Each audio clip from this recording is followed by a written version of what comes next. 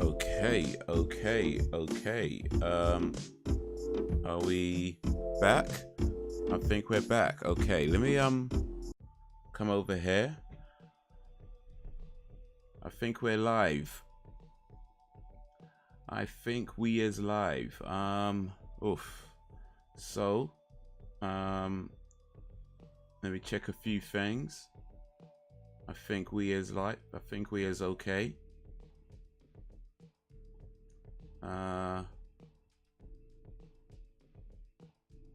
Flipping out, man. What is going on?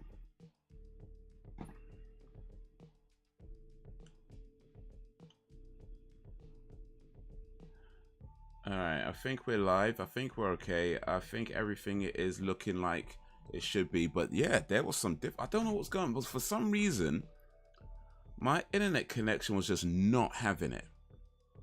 It was just not having it. I don't know why. The download. So when you go on, let me update something. Actually, let me update something real quick because I just wrote a post.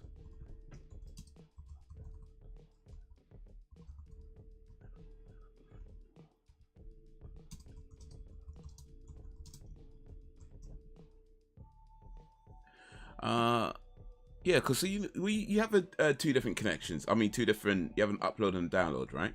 So my download speed was fine, like more than fine, like 100 and certain megabits, right? 130, 100 and it was crazy. But for some reason, my upload speed was like 3 something, 2, 3, 4. Like it was topping out at 4, and that should not be the case. That should not be the case at all. I don't know why it was so low. I don't know what was causing it to go that low. I'm not uploading nothing, so I don't know what's going on. But I don't know. Are we fine now, or are we still having issues? Hopefully we're fine. Hopefully we're fine. But anyway, I'm gonna play some Overwatch today. Yo, Alan Evans. Ooh, what's going on here? Here we go. Alan Evans, how's it going? How's it going? Indeed. It's going okay. Just had some issues, but I think we're okay now.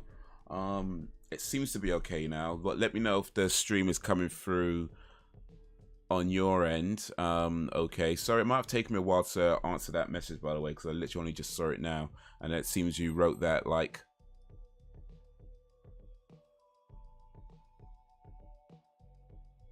what, 10 minutes ago? More than 10 minutes ago. Actually, you might have written that before we're having issues. Oh, snap. Sorry, I missed it.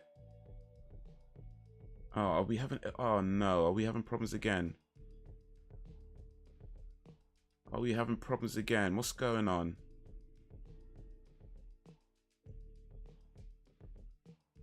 I think you might have wrote that message before I ended the stream. I'm sorry I didn't see it then. My bad. My bad. I didn't mean to miss it, but are we still having problems though? Like my download speed is fine, like, but when you're streaming, you need your upload speed to be on point. And for some reason, my upload speed was like 2 point something. Okay, it should be fine now though. It's like 25. Yeah, that's plenty. It's plenty. But yeah, sorry guys, I've been having some issues. Hopefully the issues will resolve themselves at this point. But I have been having some issues. But yeah, let me know if things are coming through okay on your end. Sorry Alan, I missed your message. I think you wrote that before I cut off the stream when I was having the issues the first time round. So yeah, I really didn't mean to ignore that. Just seen it now. Appreciate you coming through. Appreciate everybody's coming through. But yeah, I want to play some Overwatch today. I want to play some Overwatch today. So, let me switch over to this screen and get Overwatch back up. Put this on. And this is Overwatch 2. Overwatch 2. So yeah, Overwatch 2 came out, I think, I don't know when it came out. Last week, maybe? I don't know. It came out. It's not... Let's stick with unranked for now, because I ain't played it for a while. Play any role. Yeah, let's stick with any role. I've not played this for a while. I've not played it since Overwatch days, and even then, I think the last time I played this game was, it's a good while, maybe close to a year. I don't think it's been a year. I don't think it's been that long, but I think it's close to a year the last time I played it. But yeah, this came out in the last week or so, and this is the first time I played. I downloaded it yesterday, but it's the first time I'm actually playing the game. I open it up just to kind of take a look around and peek around, but this is the first time I haven't actually played it yet. But so far I would say that just on initial impressions, it does look a lot like Overwatch. I did see which characters were available, which heroes are available, and it does seem a lot like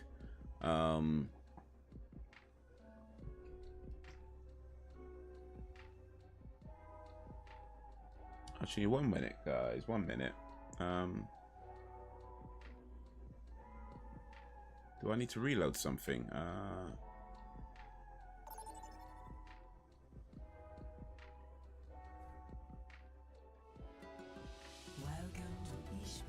I think I might be just missing chat messages.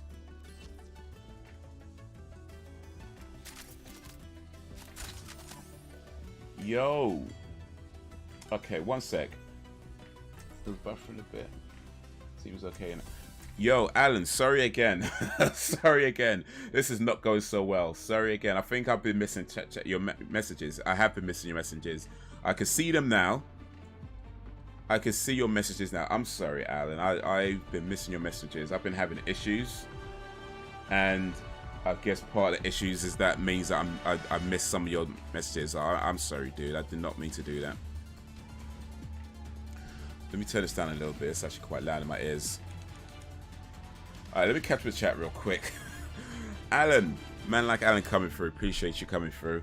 I was buffering a bit. Seems okay now. Awesome. I had my internet upgraded on Wednesday. My download speed is like 75 megabits. My upload speed, 108 megabits.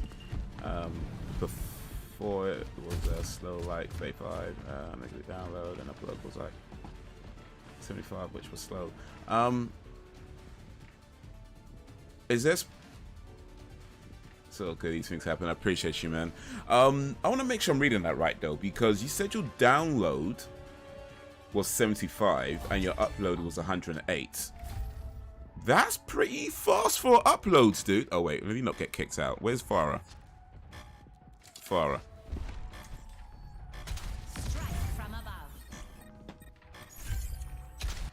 Alright. Damn it, I got kicked out. I think I was too slow.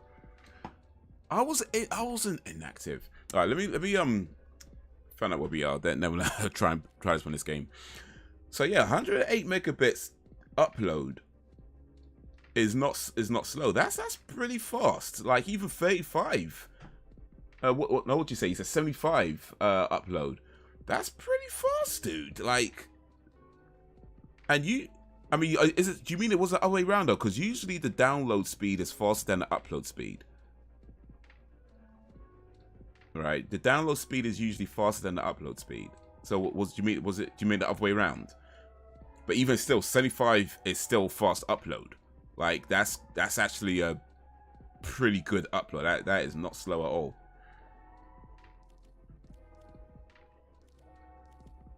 That is not slow. I would like to have a 75 megabit upload speed. Like my one's about 30 now. The one I use is about 30. I think it tops out at about 30, 35. That maybe averages between 20 and 25. And that's pretty good. Like from what I'm using, you know, I find that to be fine for like streaming and other things I do when I'm uploading or sending files or whatever. It's pretty good. But if I can get 75 upload, but that would be sweet. That would be sweet.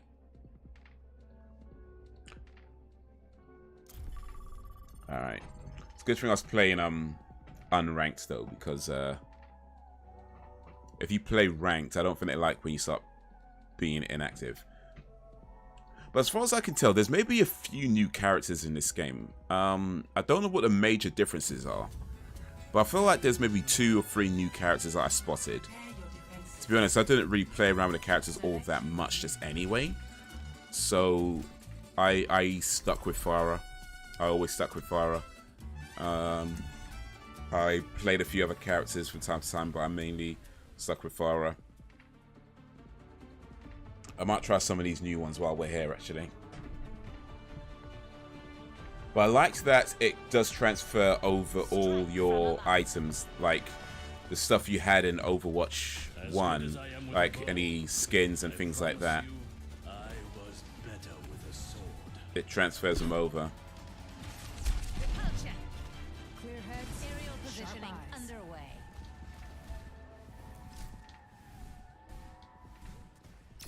Prepare your defenses. I think my fuel gauge lasts a bit longer in this. I don't know. It seems maybe. To be fair, I've not played it for a while. It feels like it lasts just a little bit longer. 5, 4, 3, 2, 1. Attackers incoming. Okay, so what we gotta do? Stop the payload.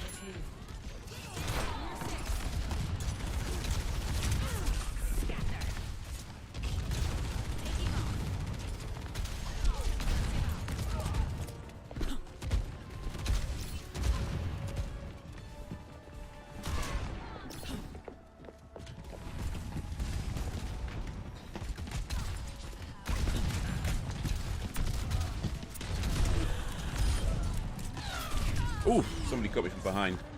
Definitely makes upload videos on YouTube a lot quicker. No, for sure. Like, especially... did I get one, though? I'm not sure. I think I got one.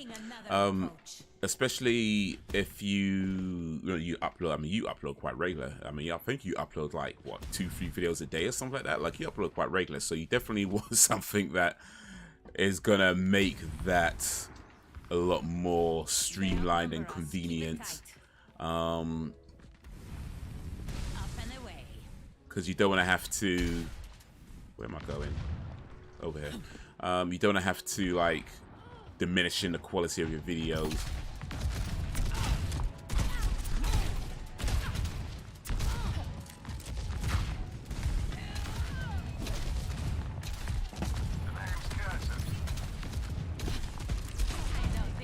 How do I miss all them shots, though? That is not right.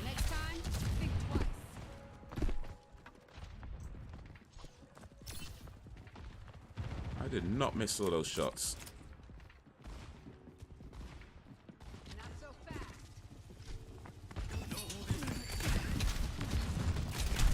Oof. Flipping out, man. But yeah, if you're uploading a lot, you're gonna want a faster internet. If you do live streaming, I mean, I would say for live streaming, I mean, mine is like a 30 megabit upload, and for the most part, that is fine. Like every now and then, when I have issues and it slows down and blah blah blah, that sucks, right? But I would say for the most part, the 30 is fine for uploading. I can upload in pretty good quality. This is high def. Should be streaming in 1080, and I believe it's good enough to stream it in 4K, but I don't have a 4K monitor, so it's not something I can test out. So like 30 is fine, is for streaming, but of course the faster the better. Let's keep it real. The faster you can get, the better. So if you've got 75 upload, ooh. My ultimate is ready. If I've got the same ultimate as one, though, if they change my ultimate. The thing about Farah's ultimate is that it leaves her so vulnerable that you really got to be careful about. Oh, nice, nice. Yeah, they made a slight change to it. So it's a slight change to the ultimate. They've tweaked it a little bit. Like, it's the same. I mean, she's still vulnerable. Like, if you saw, I just got sniped. So it still leaves her vulnerable, but she shoots quicker. So before, it would take a little bit longer before your rockets come out. This time, the rockets come out a lot quicker, like almost instantly. So even though it still leaves her vulnerable, at least you got a better chance of popping off a few kills before you get shot. And that's a cool change. That's a cool change. Just gonna be, but you still gotta be careful about where and how you fire it. So I like that change. I like the tweak.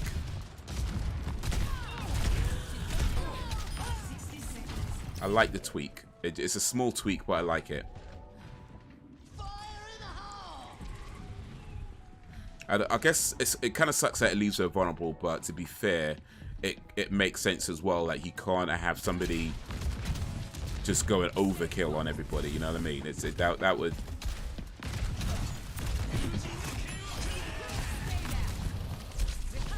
That would probably just make it a bit unfair. So it does mean that you got to think about when and where, but at least you can pop off a few kills before somebody gets you. Because somebody will get you almost certainly. If you're playing against anybody who knows what they're doing, somebody will get you.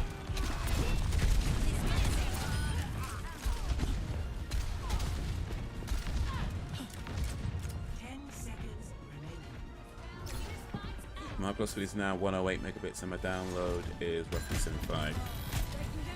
So your upload is faster than your download. That's a rare thing. Do you? What's? Because it's called ADS. No, it's not called ADSL. It used to be called ADSL. It's not called ADSL anymore. Oh, I can still give endorsements in it.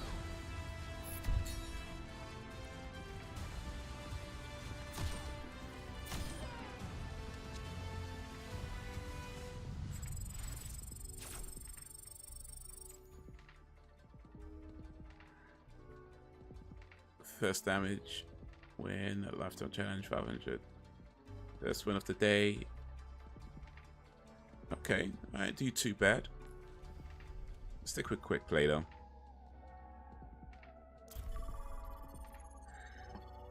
But yeah, so your download speed is actually slower than your upload speed. That's a rare occasion. Usually the upload speed is slower than the download speed because generally speaking, people do more downloading than uploading.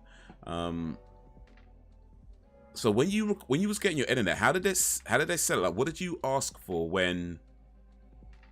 Because I'm guessing you went with like a business provider, since consumer internets generally don't do that sort of thing. So how did you get that set up? That's my question. Let me try one of these new people. Who's this guy? Girl. Kiriko. I don't know who Kiriko is, but I'll try her out.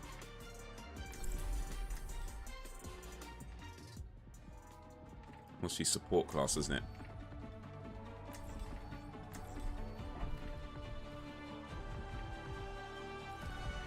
I'll find my own. The barrier appears. These New Yorkers can stand to learn some manners.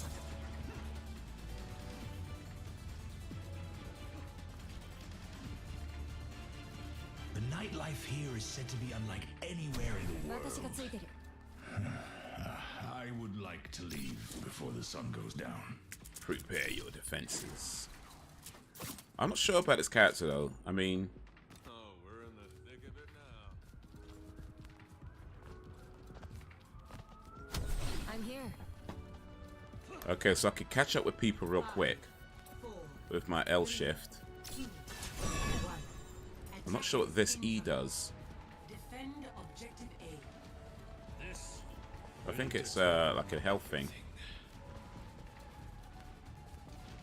So we're gonna do defend. Okay, so we've got to defend up here. That's the thing about support characters. I'd rather play damage. So I think. actuating the barrier.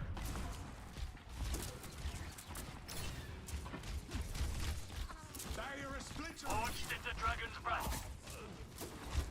I've got to stay in back mostly if you need support. You can't really run out in the front because your health don't last too long.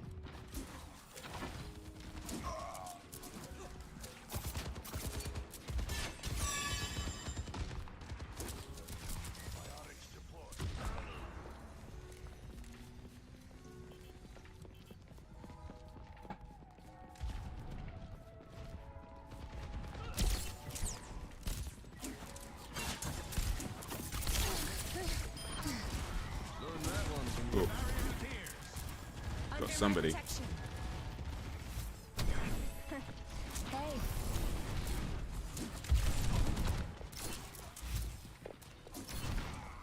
Barrier cannot withstand much more. draw strength from nature. Sniper, keep your heads down. Okay, so yeah, if I stay back and just tank. Oh, somebody's up there.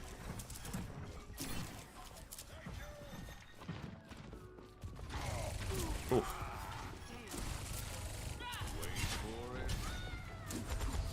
Got the assist. Next time, think twice. Actuating the barrier. Precision and control. Feels like sunlight, huh? Oh, I'm here. trying to help people out, running away from me. I got an email from my internet provider telling me they wanted to upgrade my internet. It is mandatory thing they do it for all TalkTalk customers. Okay. Interesting. Interesting. All right. Under my protection.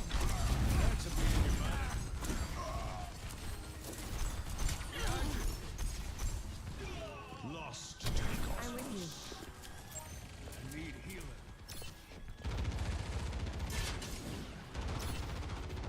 Oh, keep still. I need a medic. What's up? Okay. Enemies are orbiting.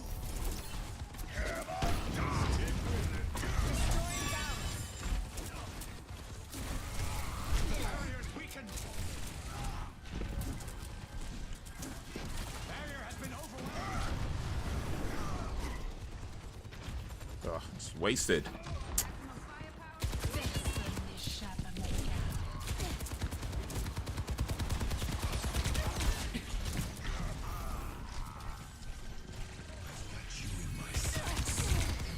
Oh, got it. Yo, what up, Brax? I've got you in my Brax Bivit in the place to bivit. How you doing, I don't man? give up that easily. Appreciate you coming through. How's you and your crew? I used to work at TalkTalk, actually. Well, I mean, I worked at Carphone Warehouse, and Carphone Warehouse run TalkTalk, or at least they used to. I don't know if they still do. But yeah, I used to work at Carphone Warehouse, and we were servicing the TalkTalk when it started. Like when TalkTalk at one time used to do free internet. And when they were giving out free internet, this is like, ooh, I don't even know, 2000, I don't know, 10, Be healed. around about then. 30 Okay. seconds remaining. Let the Kitsune guide you. tactical visor activated. Buried on the wind. Barrier is gone. And it came, yeah, so they're giving out free internet. 10 seconds remaining. And of course, anytime something's free, a lot of people join up to it, right? The thing is, it was a very limited internet. Like, oh snap! It was a very limited internet. I think it was like limited to something like 40 gigabytes a month usage. I don't remember what the speed was, but it wasn't super fast. It was just barely broadband, you know. And yeah, so a lot of people joined up to it. Not many people really read into what it was. And ended up getting a lot of complaints that were coming through to the sales line about, you know, the internet not working, it's too slow, blah, blah, blah, all that sort of stuff. And it went on like that for a good while. Just people calling them complaining about the TalkTalk internet. I mean, eventually, I don't know if they still do the free stuff. I think it's a bad idea, to be honest. I mean, it sounds like a great idea, but ultimately, unless you're going to be like super transparent with people and say, look, we can give you free internet, but it won't be good internet. You know, if you're going to be super transparent and cool. But I guess they weren't that clear about what exactly they were getting, and people thought they were getting some high class, high grade internet connection for free, and it's like, no, you're getting some basic bog standard, barely broadband internet for free, and it's going to be very limited. Like, yeah, that's what it is. And of course, when a lot of people are on it, do that speed throttling thing where your speed connection isn't as fast as when there's less people on it. So you might find that it slows down in the evening. It was all that sort of stuff. But it gets people on your service. And once people are on your service, you can maybe convert some of those into like paying customers. So I don't know how well it works out for them. I'd imagine in the end, it probably did better for their business, even with all the complaints. But yeah.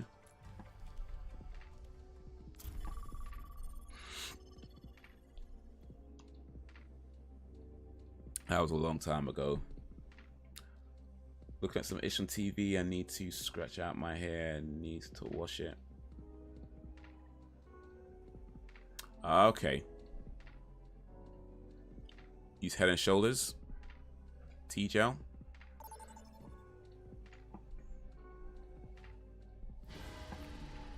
Traveling to Nepal. Pantene.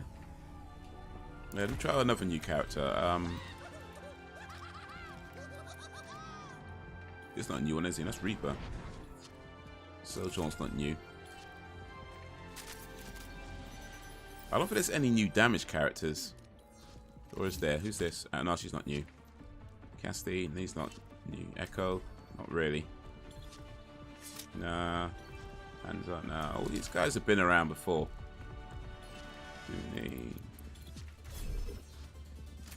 Junker Queen. Okay, she's new. Let's try her. Let's try Junker Queen. My throne is where I say it is.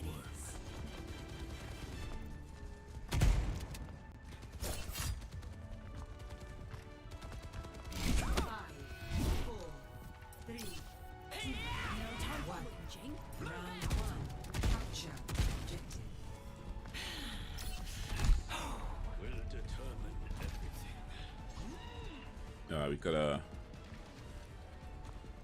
get to this and attack it. Teleporter manifested.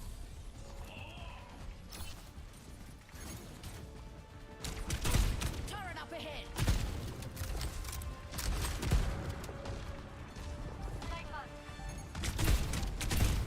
The objective is now active. They've built a turret.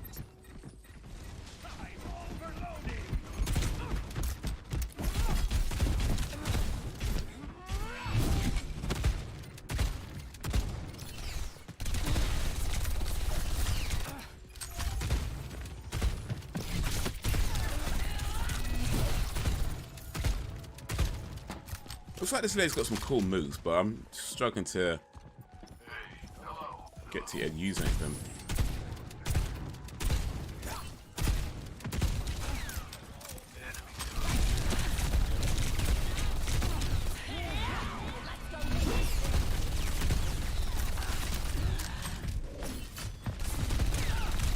Ah, got it.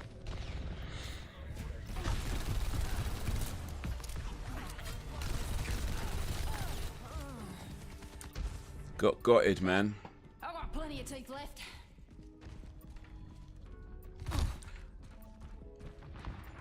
I mean, I guess some of these new characters are okay, but you know, like anything, I guess it's gonna take some practice.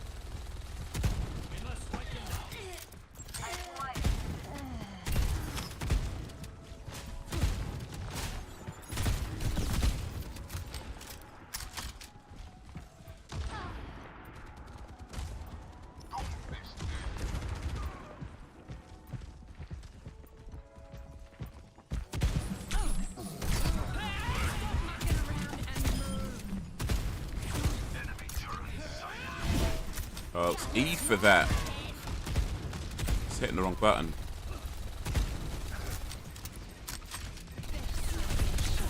Reality bends to my will.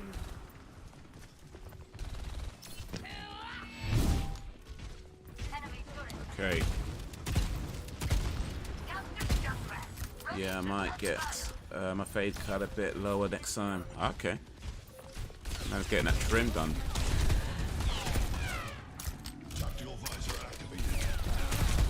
Oh, flip now.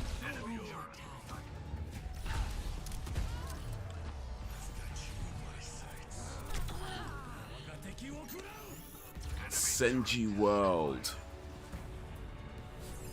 Score. WSG, I'm new. Well, appreciate coming through, Senji World. I don't know what WSG means, but I appreciate coming through. How's you? How's your day going? How's your day been? Appreciate you joining this live stream. Prepare to attack.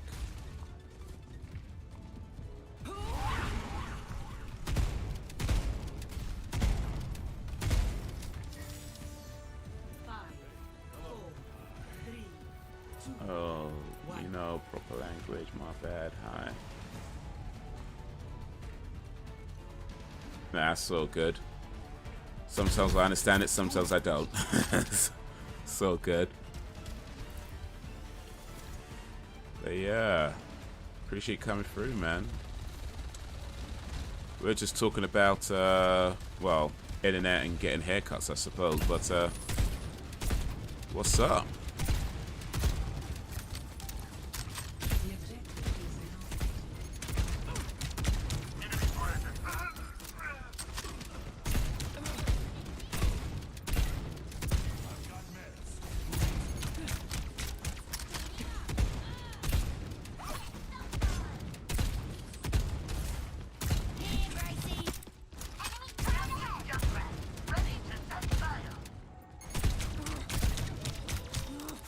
Somebody's getting me.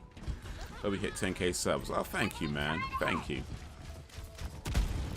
I'm still a ways off of that, but hey. Never say never, right? But you know, it's not just about getting a lot of subs. It's also about, you know... Oh, let me get some health. Good stuff.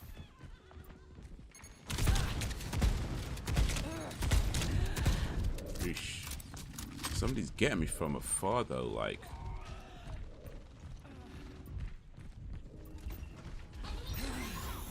It's also about oh, it's that turret, isn't it?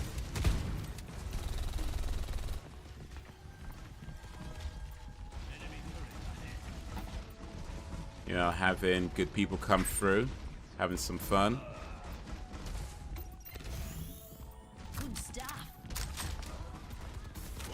You know?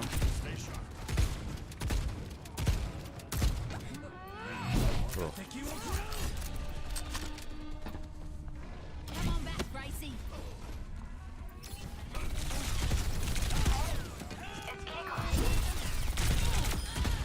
Oof. Got it. Yeah. It's like, I think sometimes people get so focused on... Oh, we got defeated. I think sometimes people get so focused on getting a, you know, big sub count that, you know, they don't always consider who's coming through. You know what I mean? Because it's like, it's cool to have big numbers, but if you've got like 10,000 people coming through and all they do is like BS and just, you know what I mean, like all kind of negative nonsense, that's not fun. That's not fun. So, you know, try to put out good content that hopefully hits the right people. You know, people who like to have fun, talk about stuff. We talk about all kinds of stuff here, some weird stuff, some but we can get weird at times for sure, but it's all fun. It's all in the name of fun. But it's never about being disrespectful or anything like that. It's all positive vibes all day, every day.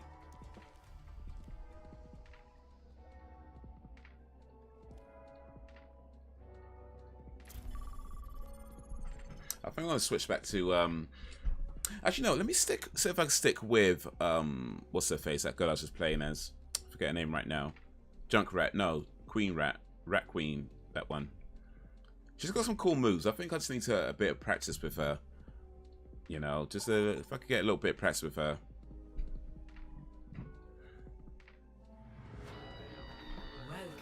to Junker. The Junker Queen. Prepare your defenses. Is that it? Select your hero. Here we go, Junker Queen.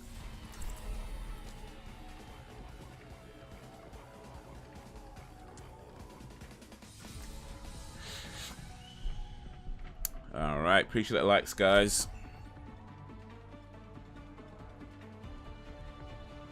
Appreciate the likes. My throne is where I say it is. Prepare your anus. Absolute destruction. Just in case. Have I seen you before? It's possible. I've passed through Junkertown once or twice. You're the one who kicked Rednet in the wicker basket. He started it. So, here's the thing about this. I like some of the changes, the differences between Overwatch 1 and 2. They've definitely made some cool changes. But here's my kind of overall general assessment so far. Attackers incoming. I'm not sure the changes warrant a whole new game. It feels like this is just...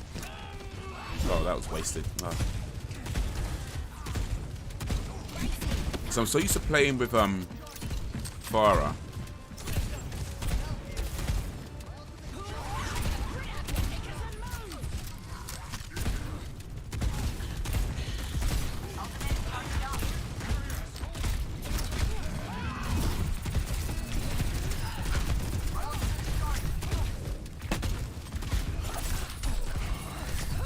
Oh. So used to play with Farah that I keep pressing the E when to fire when it's different with Junker Queen. But yeah, I'm not sure these changes warrant a whole new game. Like they could have just put like an update patch for these changes. The whole like Overwatch 2, I don't see what's so 2 about this. It feels like just an update patch. And you know, I'm not saying it's bad, it just kind of confirmed what I already suspected. That there's no real need for an Overwatch 2, they just needed to fix Overwatch 1. Which is effectively what they did, and they call it Overwatch 2 as if it's a whole new thing. It's not really. Oh, flipping out.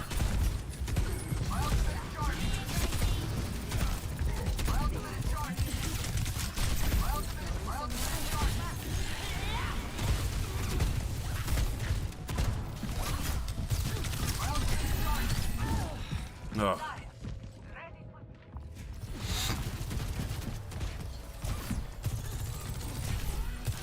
So yeah, that's kind of my opinion so far. Like, it's cool. There definitely some cool changes. I liked some of the new characters and some of the tweaks they've made. It's all cool, but this did not need to be a whole new game. Granted, I've only played a little bit of it so far, and I'm sure there's a lot more to it than what I played, but right now, this doesn't feel like it needed to be a whole new game. This could have just been...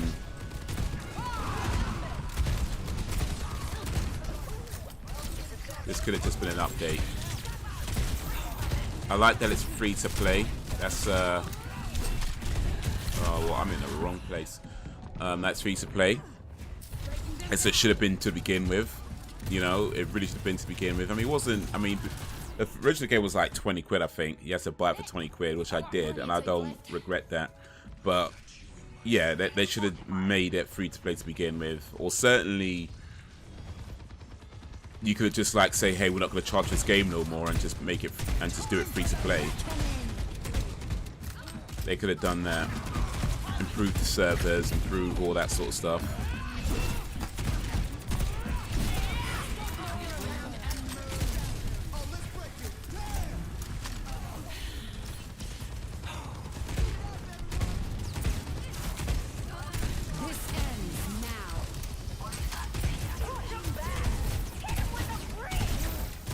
Wish this gun was more powerful though, like, oh. Feels like it takes ages to pop people off, man. Unless I managed to get some lucky headshot or something.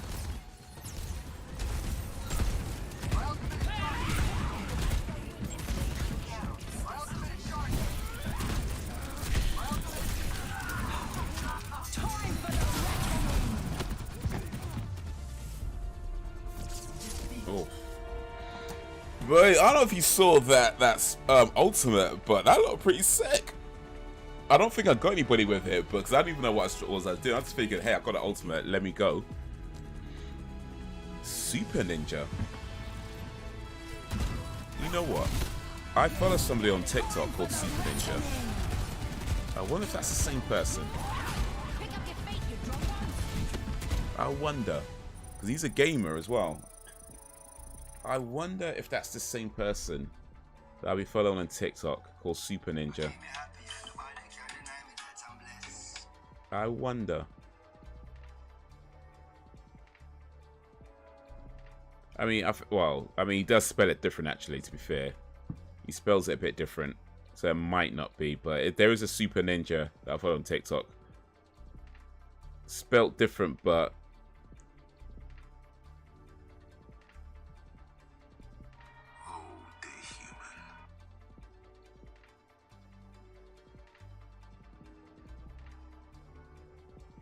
well, maybe.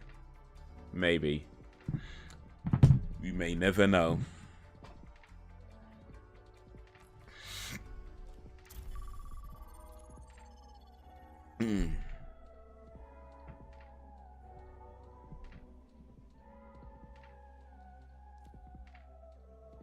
We may never know.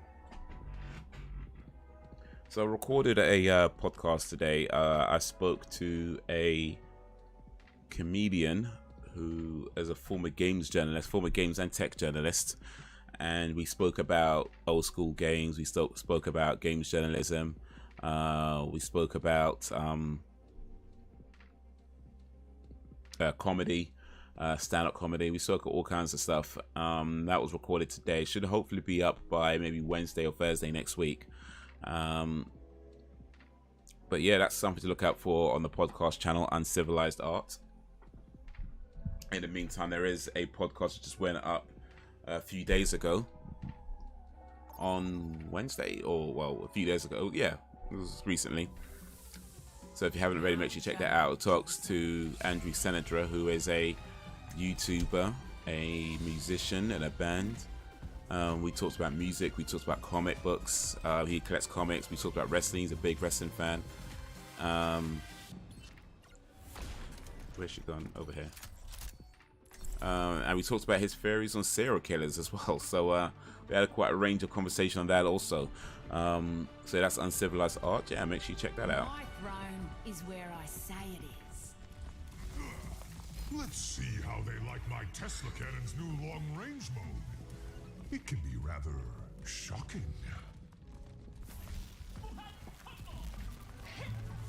They have this coming, so let's give it to them.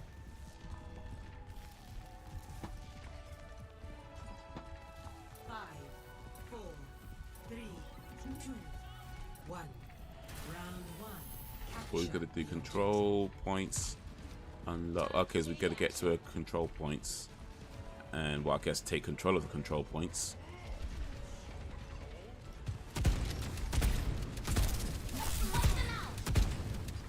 I don't know what that is, but it doesn't look good.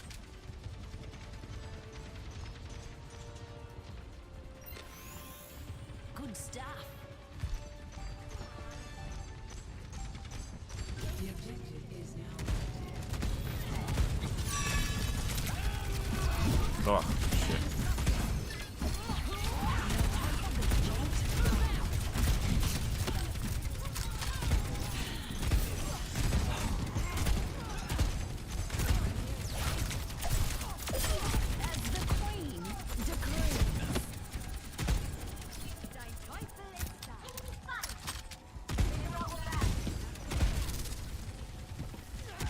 Bet you didn't expect that from a scientist.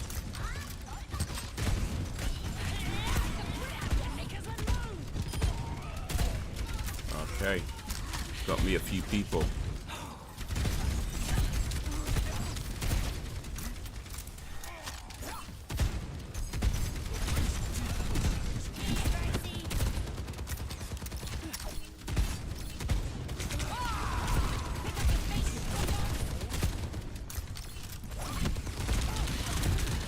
Oh, watch the health though, watch the health. Oh.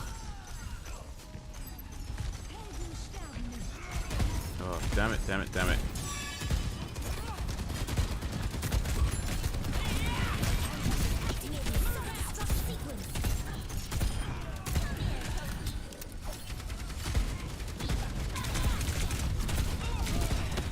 Oh, big up for the health. Oh, I don't know who did it, but appreciate it.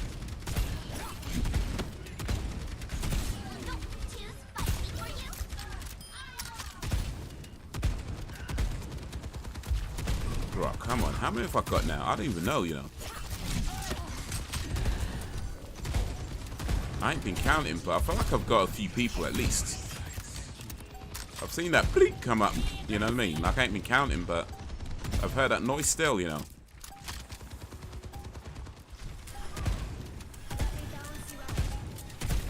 First round. Pass into the iris. The dragon becomes me. Score Oof. Okay. 0. Hey, was that? Did we win that? Yeah, I think we won that. We won that. It's nice being on home turf. Prepare to attack. I've got a few tricks. I've got a few tricks. I wish one of those big underwater robots would attack. I don't need a mech to fight them. Hey, I've got a few tricks. 5, 4, 3, 2, 1. Round 2. Capture the objective. The dream team. I'm the dream. You're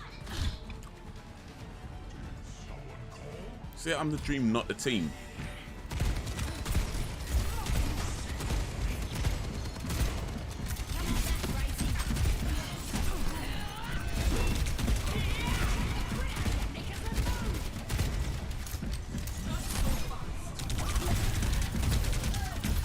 Oh, got me, man.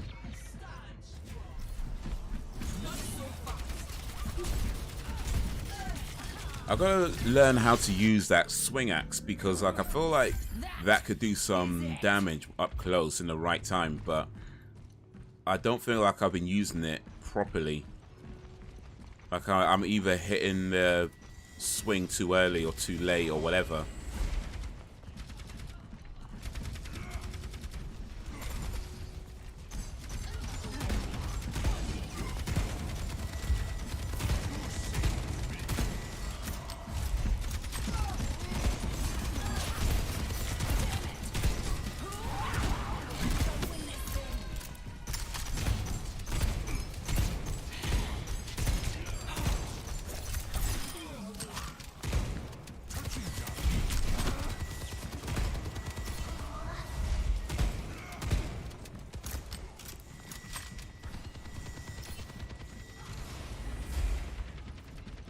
All right.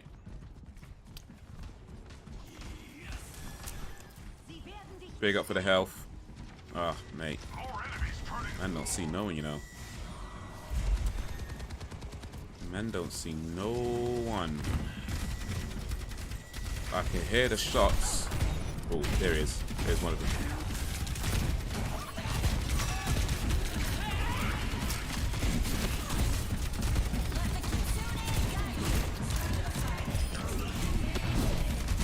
Wasted.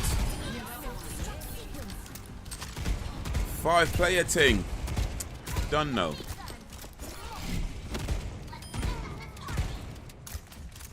5 play in a row. Listen, yeah, man, I ain't played this game for almost a year. Man just got 5 kills in a row. What you saying?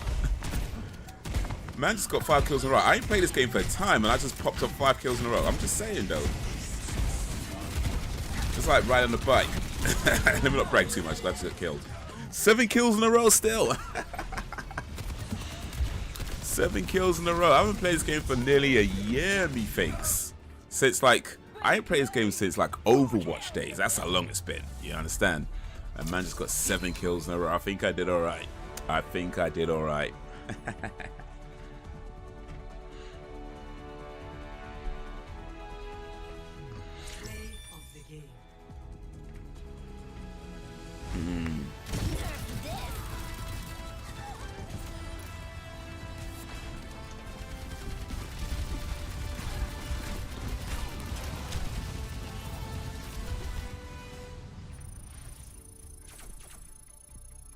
as the Queen Command seasonal challenge. Okay, I don't even know what I did, but I got something. Completed tank win lifetime challenge. Completed untouchable daily challenge. Okay. Got a few challenges. I don't even know what I was doing, you know, but I got some challenges. I would say that the outlook, the interface, I don't know what you call it, but this whole thing is cleaner than it was before. So that's a nice change as well. It just seems a bit cleaner, a bit easier to read, and I like that it stays up and just doesn't disappear so quickly. That being said, it's like, I don't think it tells me my actual... Can I find out what my game stats were? I'm not sure it actually says that.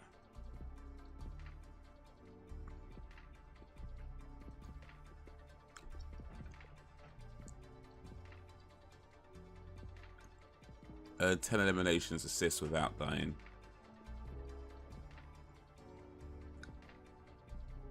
Win a game as a tank hero. Practice versus AI. Okay. I don't do that, but still.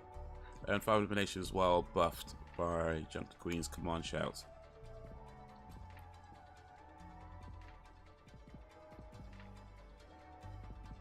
Oh, that's what that thing was. Okay. Alright, let me see if I can find my stats, though.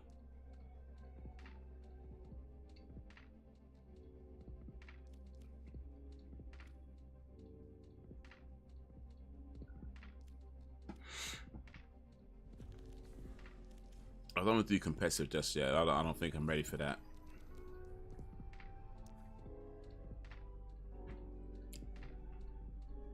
So a lot of my stats from all my stats from Overwatch just carry over because it's like 38 hours. I've not played this game for 38 hours, so clearly this is all from Overwatch.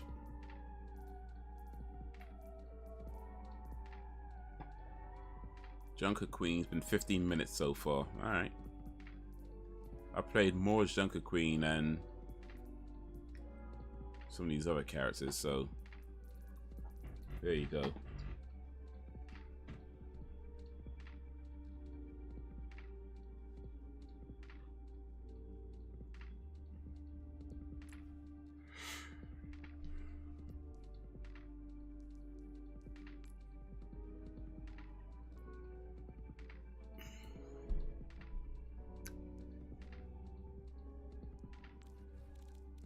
Let's see what I've done with Junker Queen. Games played 3, games 1-1, eliminations 17, assists 5, kill streak. Oh, my best kill streak was 8 though. I didn't even realize that. So I swear it said 7. Apparently my best kill streak was... Oh wait, no, you... Oh, okay, I don't even know what it was doing actually. But apparently it was 8.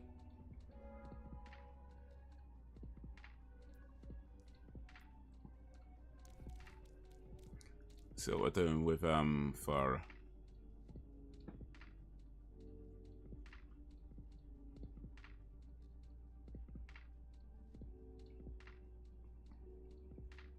Yeah, I've done a lot with Fray. Can't say, man. Can't lie. I've done a lot. Like, this is all in the hundreds of thousands, some of these things. Eliminations, 1,869 with just Fray alone. What can I say, man? What can I say? Best kill streak was 10. I've got 2 assists with Fray.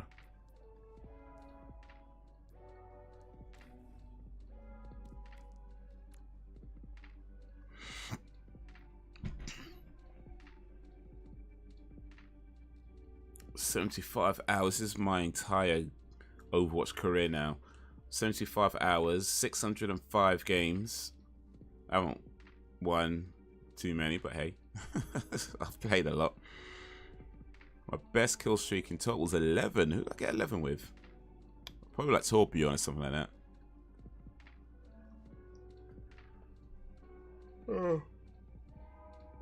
Oh, 3,200 And 1,800 of those was with Farah.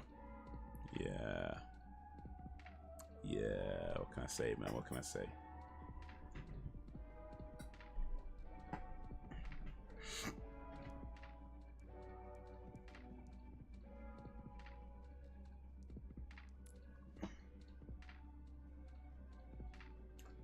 Alright, let me come out of this.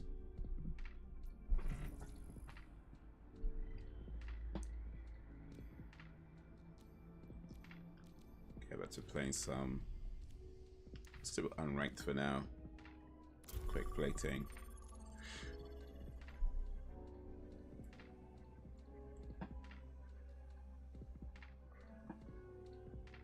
I was going. Oh, one sec. I just realized something.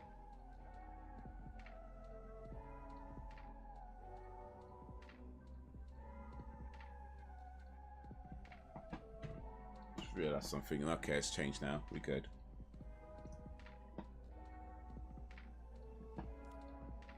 We good. It was on a wrong option, but I think we're okay.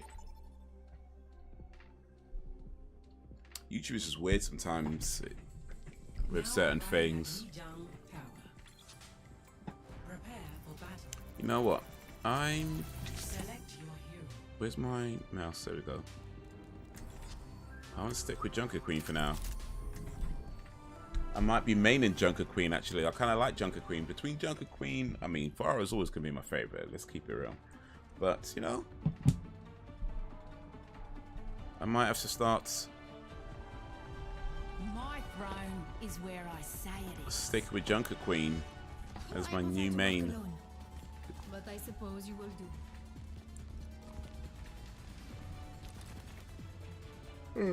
Watch your flanks. They might try something.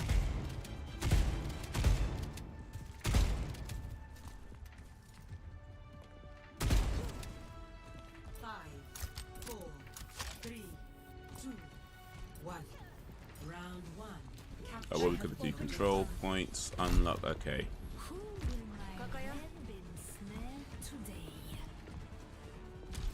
Hold it.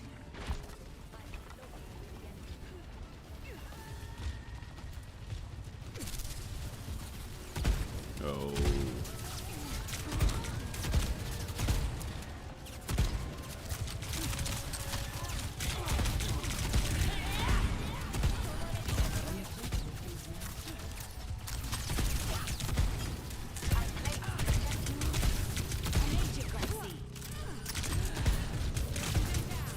Alright, needs to get some health. Yeah, we've got some. Cool.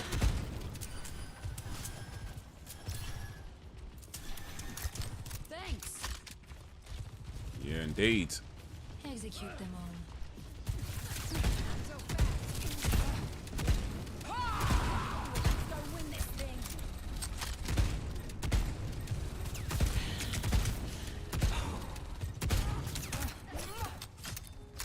It's difficult to get close though.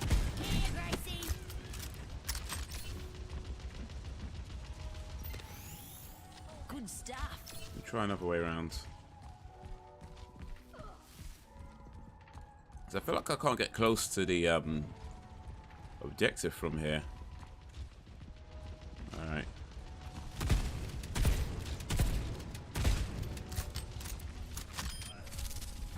Got him. Got someone at least. This is people to defend. Why is everybody over here?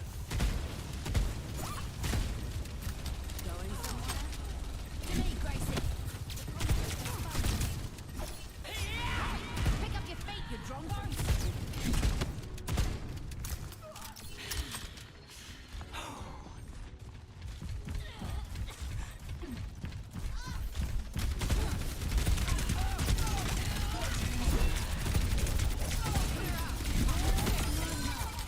Oh.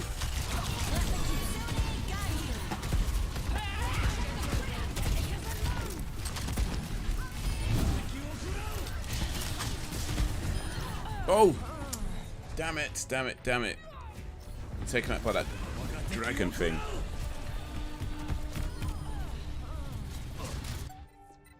You only lose if you stay down.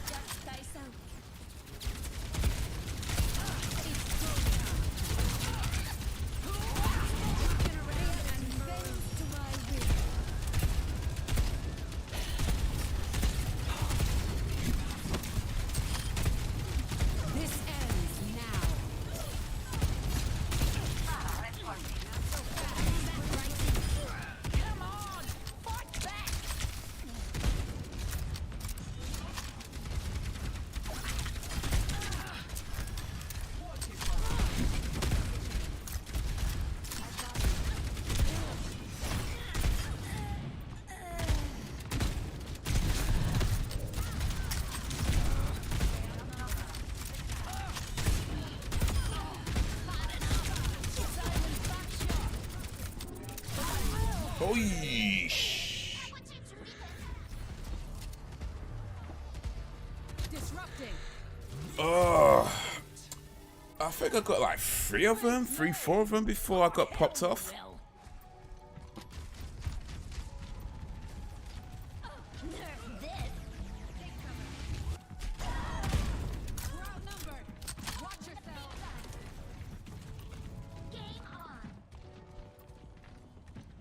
Trying to go over here, man.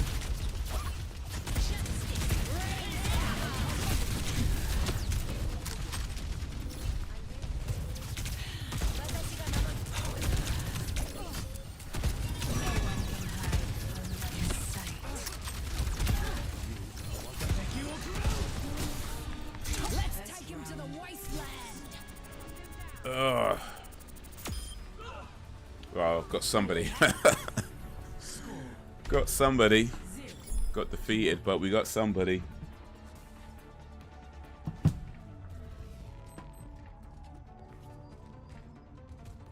Alright. Let's be quick. Murphy must be getting hungry. He's Murphy. When isn't she?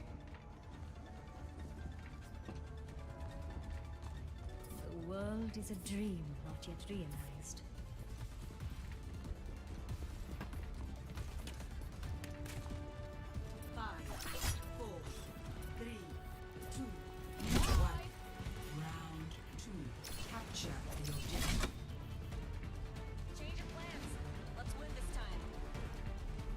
Change of plans. Let's win it. That's what she did. She just say that.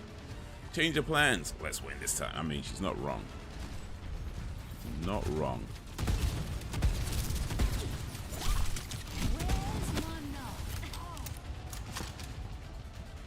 She is not wrong at all. The objective is now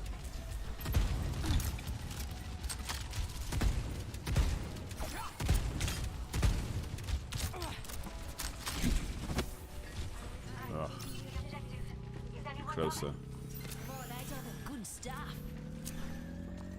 Let's go win this thing.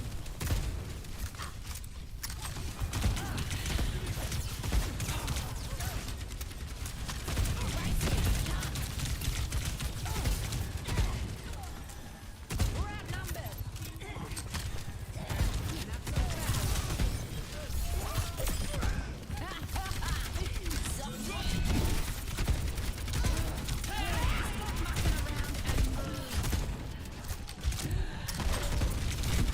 Oish.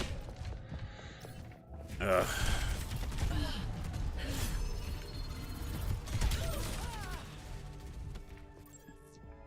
Looks like somebody wants the death penalty. Contested. I claim the objective.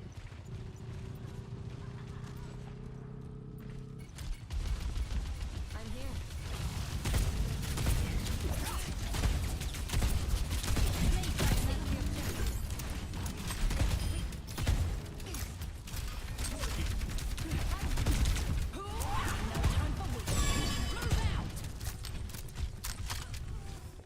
Let's kick this off.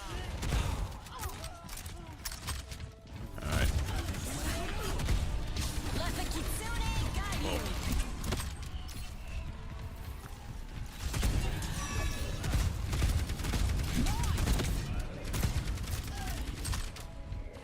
Reality bends to my will. This ends now.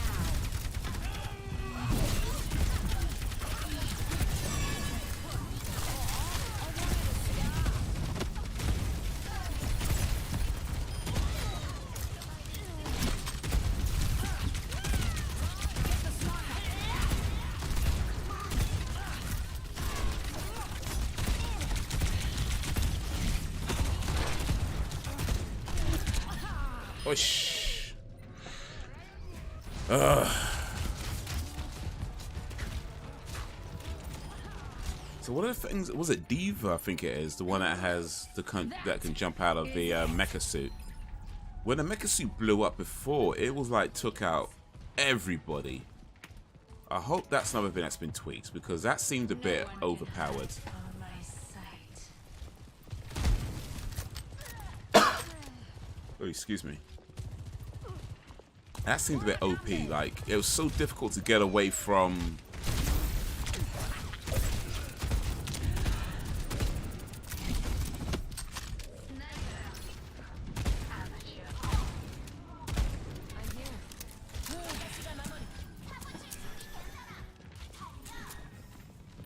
It was so difficult to get away from.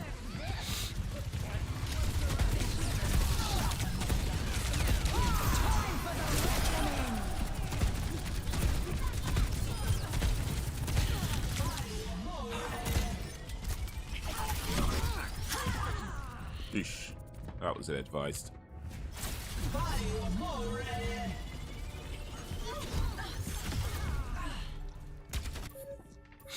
There'll be consequences for that.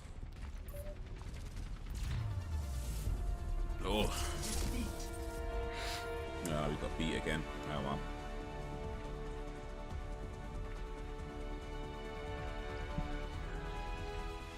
Play of the game.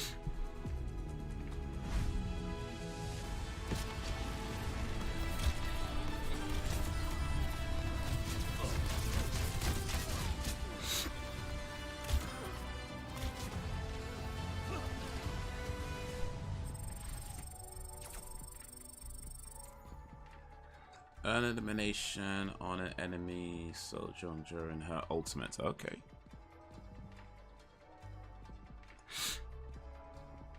Specifically against Sojourn though, like. Alright.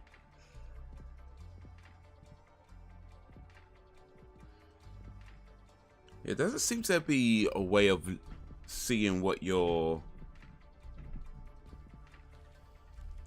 game stats for the last game you just played were. That's a shame. Like, it should at least have, like, even on that same screen, it can have something like kill, death, blah blah blah, assist, things like that. It doesn't have to go into super details, but you know, just something that lets you know Now traveling. who you, what you did, who you healed, how many you healed, that sort of thing. Killed, healed, all that. I like Junker Queen though, still I might be sticking with her for a minute. Rome is where I say it is. Oh wait, just jump in the middle of the game. On the losing side as well. Bloody taking a piss. I've captured the objective. We can do this.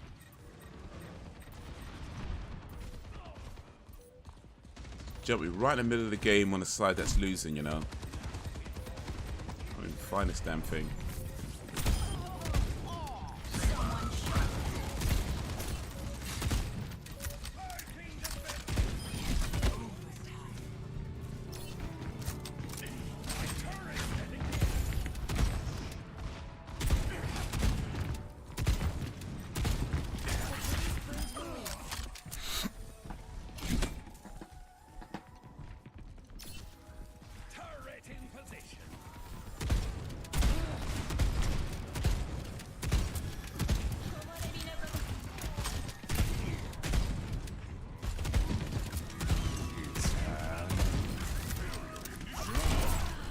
Oh, bruh.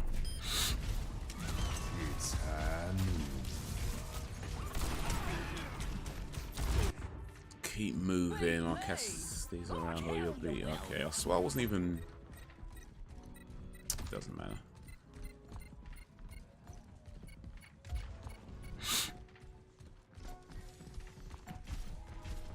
Yeah, that last percentage though is difficult.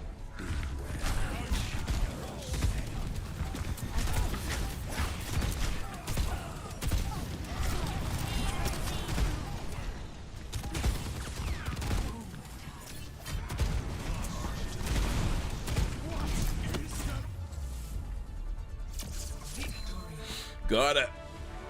Ugh. Look at that, man. They dumped me in the middle of a game on the losing team.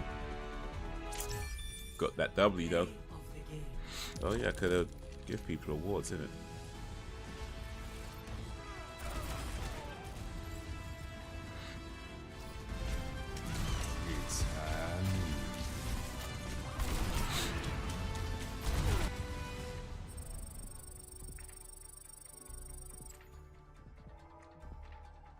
Oh.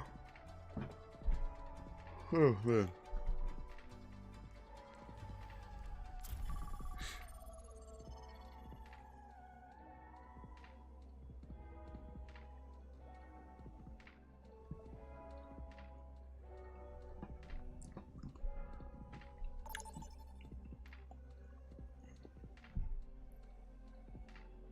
That's another thing, actually. I think towards the end of Now Overwatch's life, it was so difficult to find games. Like there were definitely far fewer players towards the end, and I guess right now because Overwatch 2 is new, there's maybe a bunch of people coming back. So it's free to play. It's a new game. There's probably a bunch of people playing it out. We'll see if this keeps up though, because like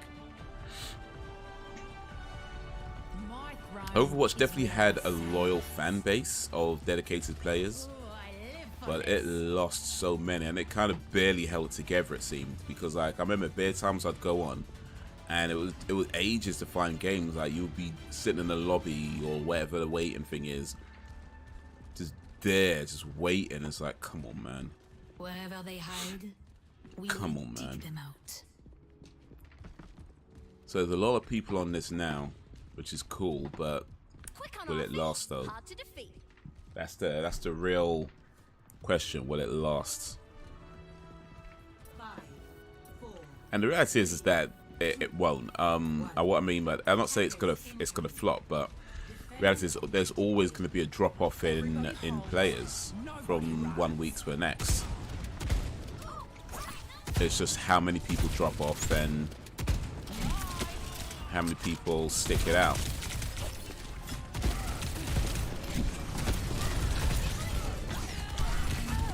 Oh, flip now, man.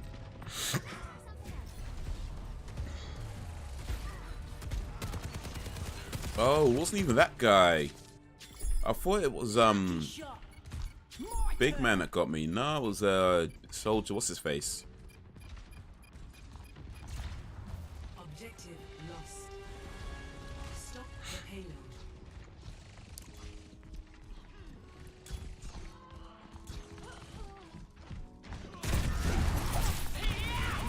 Pick up your feet, you drongos!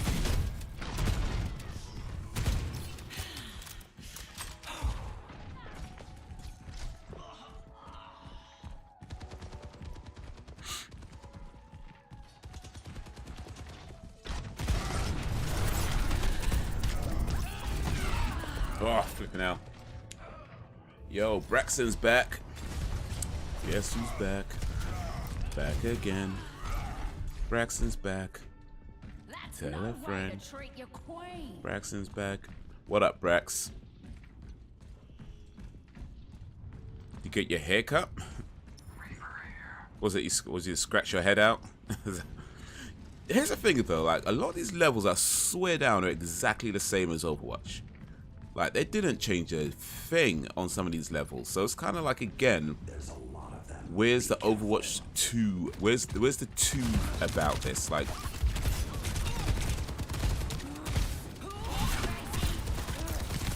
oh mate, there's so many of these guys. Ah. It's ganged up on me, man. Come on. Is that Tracer? Got taken out by Tracer of all people, you know. That is it.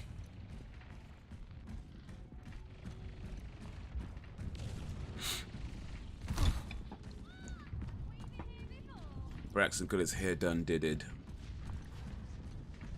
Oh, I don't know. Did you get your hair done, did? Sniper detected.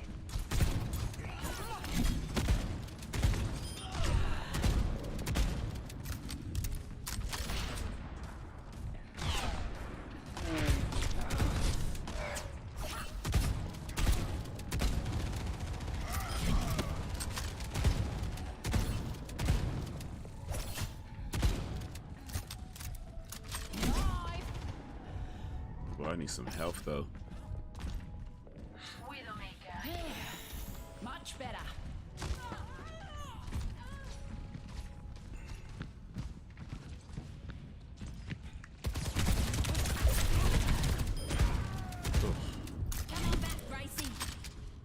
Too close, man.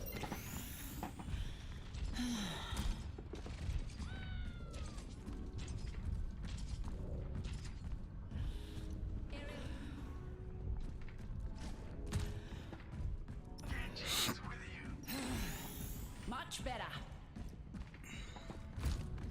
Enemy in my sights.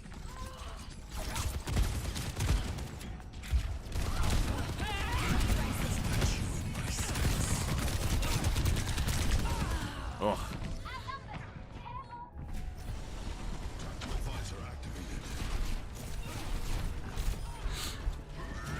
Oof. That's no way to treat your queen. Has reached the checkpoint.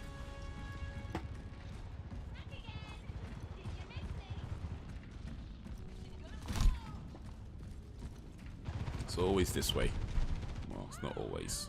Junkrat primed and ready.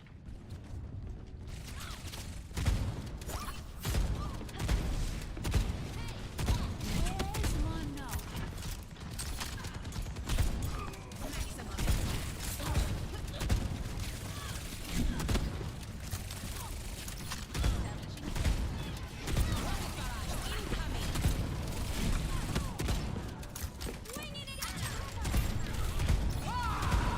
Pick up your feet, you drongos.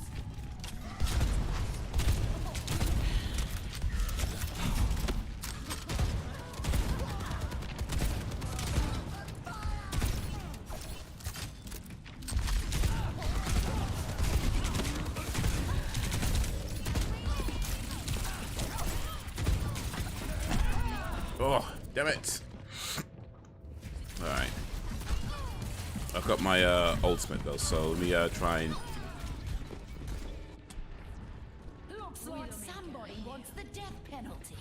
Let me try and get some of these guys.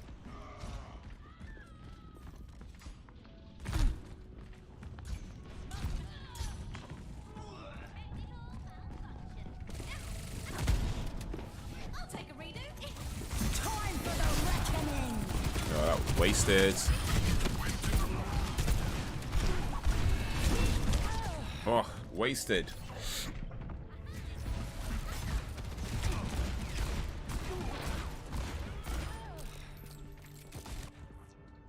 I'm getting back in there. I gotta come back from all this way as well.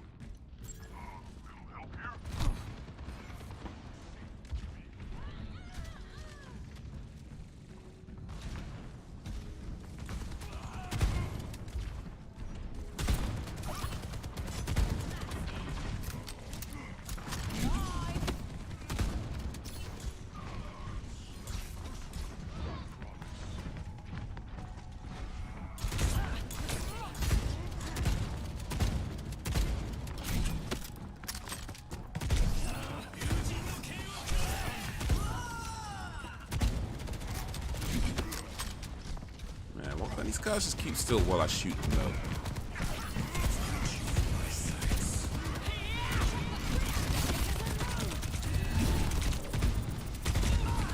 Oh.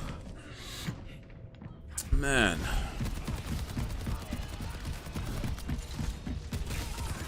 Pulse munitions. That is it. No one can hide from my sight. Yeah, I don't think we're winning this one. Let's show them some air power.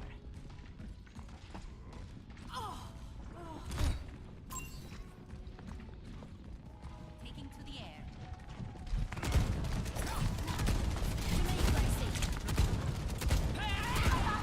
Go win this thing.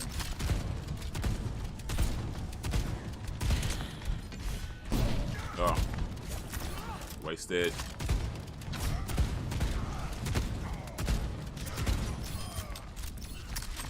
Oh, better be careful I don't fall off the edge. Come on back, Gracie. Alright.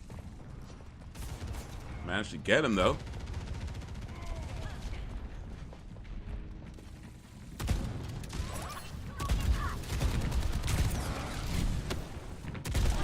Oh.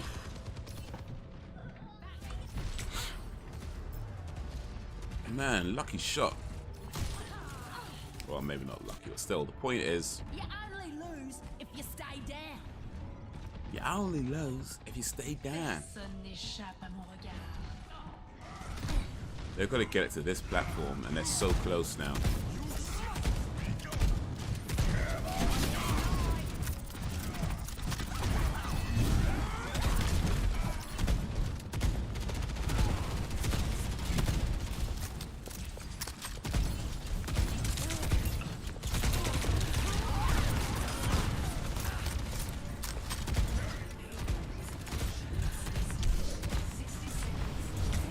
Oh.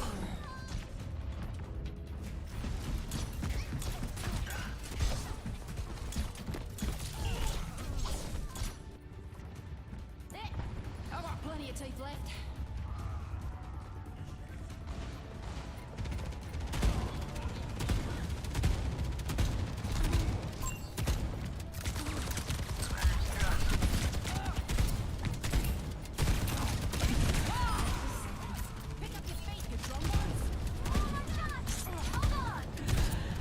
Boy, come on, man. I can't be the only one here holding them off, though.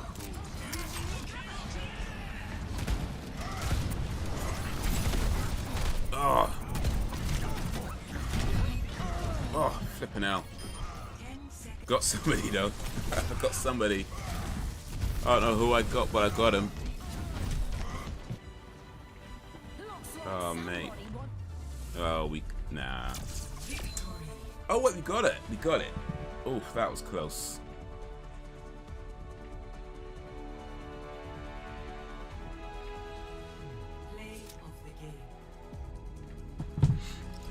Ugh, that was close.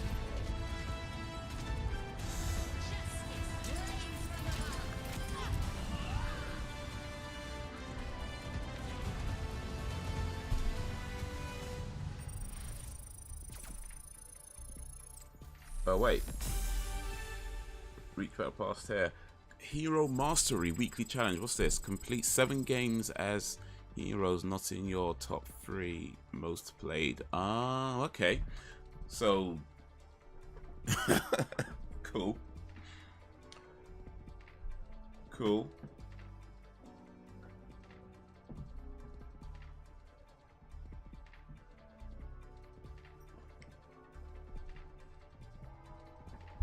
Well, I guess I did that.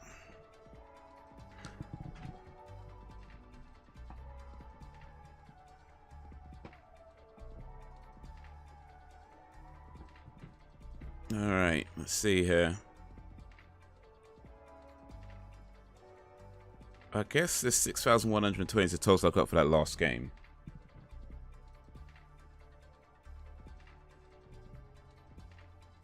I guess.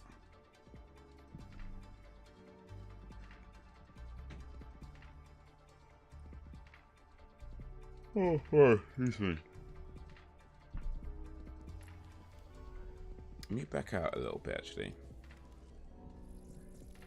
Is there... Here we go, challenges. Most challenges cannot be completed in custom or practice versus AI. Alright.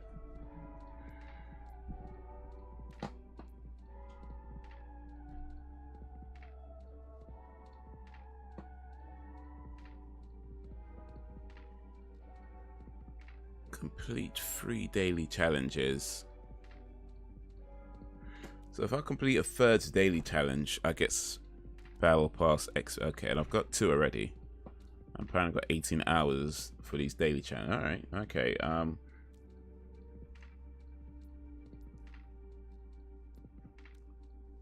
Okay, these are daily challenges here. Okay. A classy flex. Complete 3 games queued for all roles. I swear I've done that already. Complete 3 games in role queue. Okay, I don't think I've done that already. Oh wait, maybe the challenges change. So, right.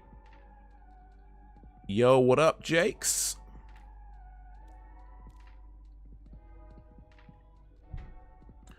Little Jakes in the place. How's your days? Hope it's been okay.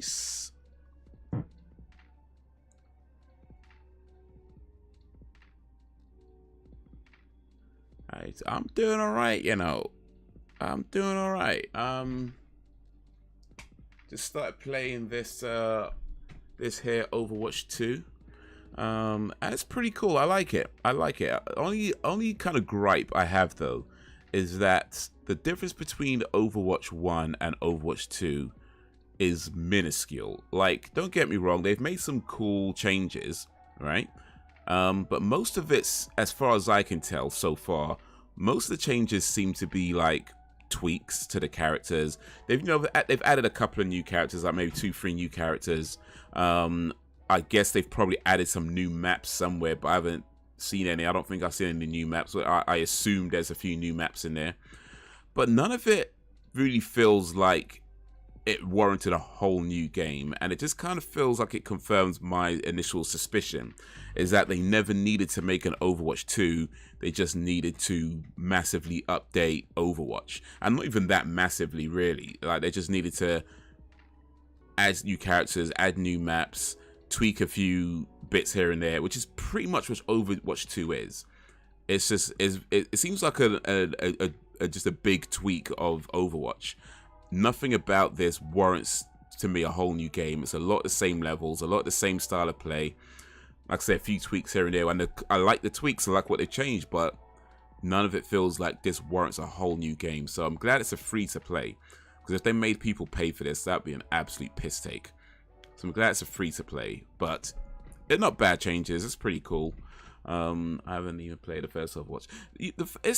It's a pretty cool game. It's discontinued now, so I guess you don't get to play it anymore. But if you do ever play Overwatch 2, just know that it's not that much difference from the original Overwatch in terms of the way the game is played, the type of modes. I don't think I've come across any new game modes either, so a lot of the style in terms of writing, like even just like the aesthetics, a lot of the style is the same. There's a few changes, but even just the general sort of style is the same. So yeah, there's nothing really too about this. It's just some cool tweaks. They should have made it DLC instead. I agree based on what you're saying. Yeah, I mean, the first Overwatch was a pretty cool game. It has some issues, sure, and they tweaked some of those issues while they were updating the game anyway. They added new characters to that game anyway. And eventually they'll add, like, I think they added maybe a 1 or 2 levels to it anyway. So the game was already set up for them to be able to update it and tweak and patch and whatever, all that sort of stuff. And when they said they're going to do Overwatch 2, my initial thought was, I don't think you need an Overwatch 2. I just think you need to update Overwatch 1. But, you know, that's what I thought. But they went ahead with this Overwatch 2. Now that I'm playing it, it's just like, I like it. I liked Overwatch. It's pretty much the same game. Just tweaks. That's literally it. It's a few tweaks, a few new characters. You know, it's a cool game. I'm not saying that. It's just I don't think it needed to be a whole new game. So at the very least, I'm glad they're not making people pay for it. I'm glad they're not making people pay for it, because I think if they made people pay for this, people would be pissed. If you had to buy this game for like 20 quid, 30 quid, like you did with the first one, you know, I think people would be pissed, like, yo, why did I just buy a whole new game and it's literally the same as the old game, just with a few tweaks? So I'm glad they're not making people pay for it. That's one good thing at least. So yeah, if you do want to try it, it's a free-to-play game. So, and it doesn't take like a beast machine to run it. So, if you got no, wait, you said you got a PlayStation. Yeah, you got PlayStation 5, right? So you can play it on that. It's available on PlayStation 5. PC. I'm playing this on PC right now, but it's available on PlayStation 5, Xbox Series, whatever. I don't think it's on Switch. It might be on Switch actually. I'm not sure. Didn't really check. So it's not worth showing out for all these game developers. Are lazy sometimes. Hey, for real. Yeah, I mean, I'd say that. I mean, put it this way: if they were, I mean, it's a free-to-play game, but let's say they were charging people, say, £20 for this game, because the first game was about 20 quid. Let's assume they charge people £20 for this game. I would say that it'd be worth buying if you never bought the original game. If, however, you did buy the original game, and they wanted to charge £20 for this again, then definitely not. Definitely not. So yeah. It's definitely worth checking out because it is a free-to-play game and it is a good game. In fact, it's probably best that you haven't played Overwatch because it means you don't because if you got the original one, yeah, you'd have paid some 20 whatever quid for that.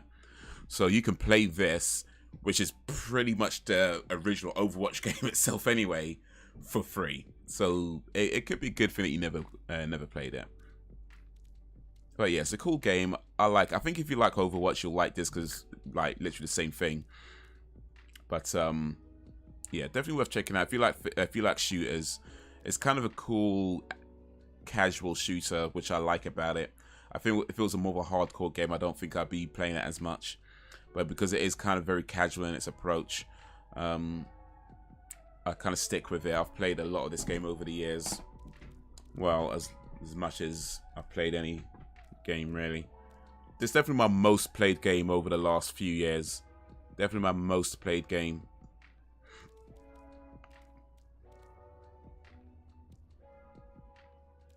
I think these challenges are new though. Like, I don't remember having these challenges in the original game, or maybe you did. I really don't remember. But I think the challenges are new, so that's a cool thing. But again, you could do that in an update patch. You don't need a whole new game for that.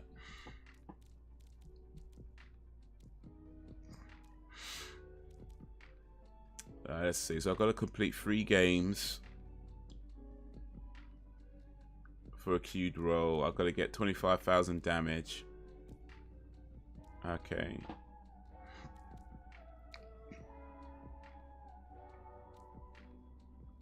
Alright, let's try and get that.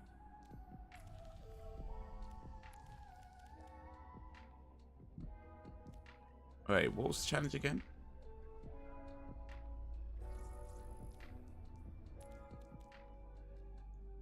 Play 3 games queued for all roles. Alright.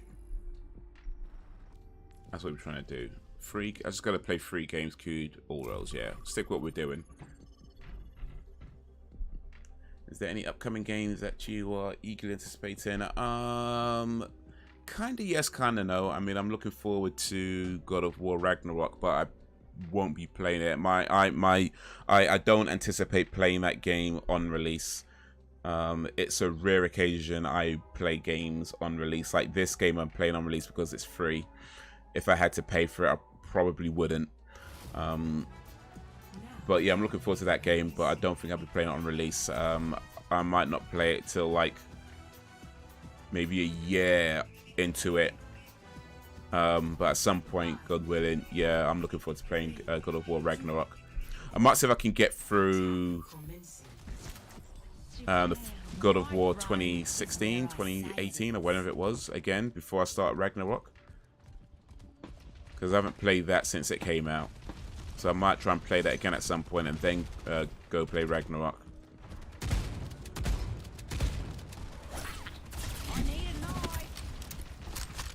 Did you complete Resident Evil 7? I remember you playing. Yes, I did. That was a cool game. I liked Resident Evil 7. I've not played Resident Evil 8 though, but I hear good things about Resident Evil 8.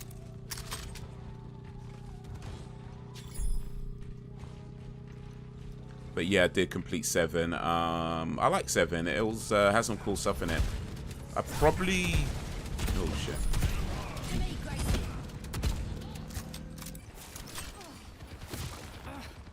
Probably didn't play it as well as it was intended to be played, in terms of like there's a lot of stuff I didn't do, like fixing my legs or whatever. Like you're supposed to stitch your legs back on at times, and I don't really bother with a lot of that stuff. But yeah, it's a cool game. What am I doing again? Oh yeah, chat it. A, we gotta attack A. Where's A? It's up here. Wait, no, it's over here. Oh, wasted.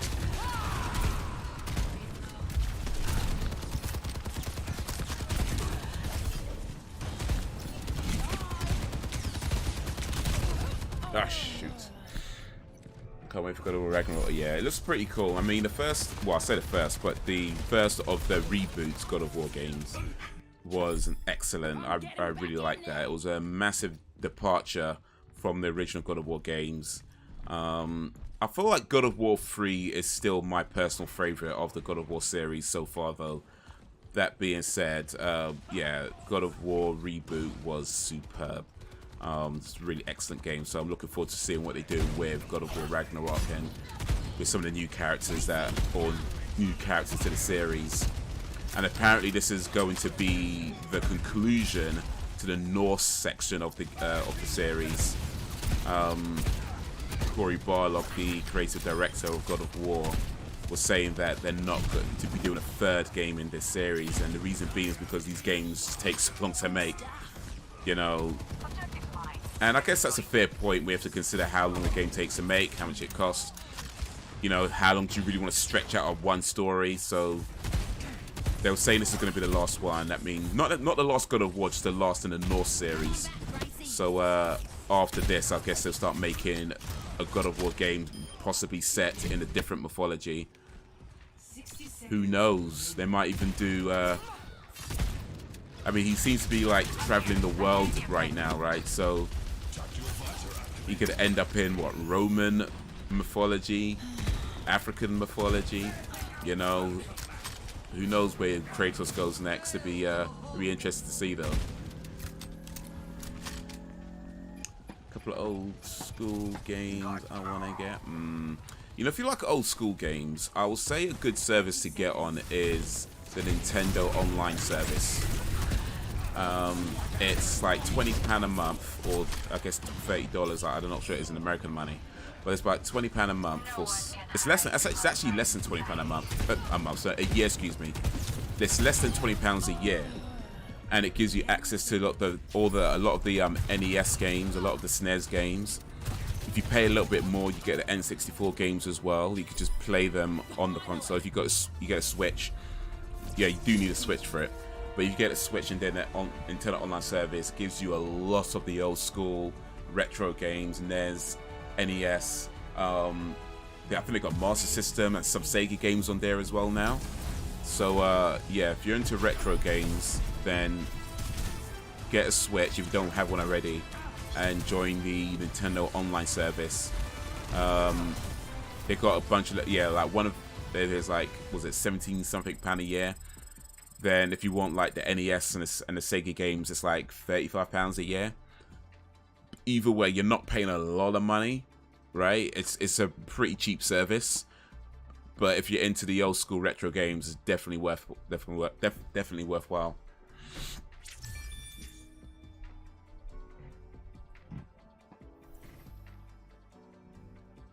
Resident Evil Village is classic. Okay. Yeah, I haven't played that one yet. I love the Chris Redfield segment. Oh, I heard you have to fight Thor and then you got to. It looks that way. I saw a trailer. And they don't show it in the trailer. Of course, they ain't going to show too much. But it does kind of heavily imply in the trailer that you fight Thor. Which I guess is not surprising because in the first reboot, right, there was some references to Thor. So it's kind of like, yeah, if they're going to bring him in this game... then Kratos and Thor got to square off. A lot of people complained about Thor in the new God of War game, that they complain about the way he looks, but apparently according to sort of Norse mythology experts, the version of Thor in God of War Ragnarok is closer to how he's described in the Norse mythology texts. So you know, it's a game, sure, but apparently they did their research, so people complained about the way he looked. Turns out it's a more accurate depiction, or more close depiction of how Thor's described in the text, at least according to IGN and the guy that it brought on to say it.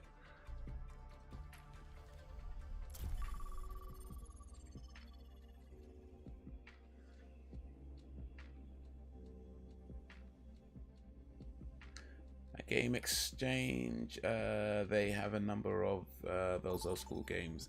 Yeah, I mean, Game Exchange is cool. I mean, we have, I guess, a similar service called CEX, excuse me, where where you swap old games and stuff, and it's cool. Don't get me wrong, I ain't knocking it. In fact, if you're a collector, places like CEX or Game Exchange or places that do those kind of game swap type things, they're really good for that, because especially you can find a lot of the old school games in physical form. So for collectors, places like that are good. But if you're looking to play the game and not spend a lot of money, and then yeah, Nintendo Online service, because then you could just download it and you're good to go.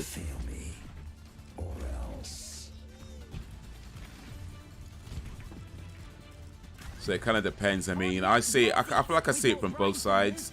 If you're a collector, I get it. You like the physical. And don't get me wrong, I think there's something to be said about playing a game in as close to the way it was intended to be played as possible. Or it's like same with movies, right? Watching a movie in a way that's as close to how it was intended to be viewed as possible. It's not something many of us get to do, right?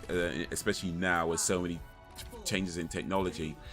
So there's definitely something to be said about playing the game in as accurate way as possible, as close to the original, you know what I mean. I can't even say, but you know what I mean. As close to how it was intended as possible is a cool thing.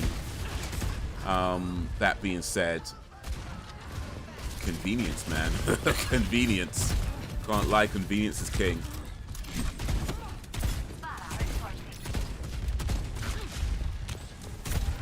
But it's that convenience, though, that changes a lot.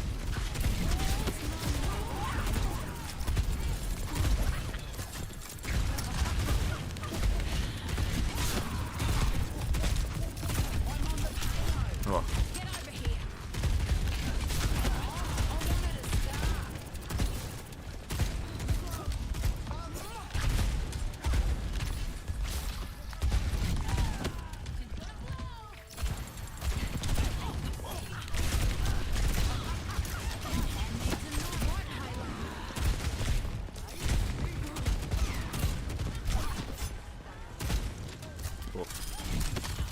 Finally!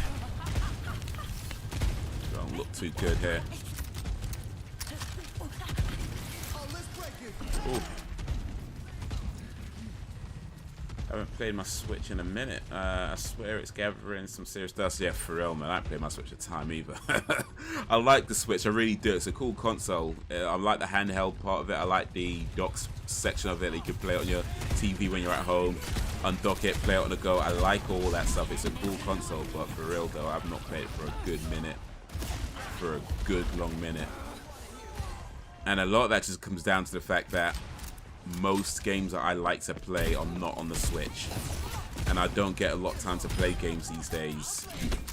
So when I am playing games, it's like, I like the Switch, I like what it can do, I like the idea of it. There are definitely some cool games on it, but the convenience, like I say, convenience is king, man.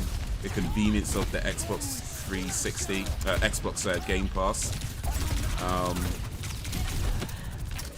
It's just been taking over my gaming life. The only reason I'm playing this game on PC right now is because it's not available on Xbox Game Pass. But best believe once it's available on Xbox Game Pass, I'm gonna have to switch to that. And there's no reason why it won't be. It's a free-to-play game, and Microsoft own Blizzard, so I don't know when, but I'm sure this will come to Game Pass and cloud gaming and all that.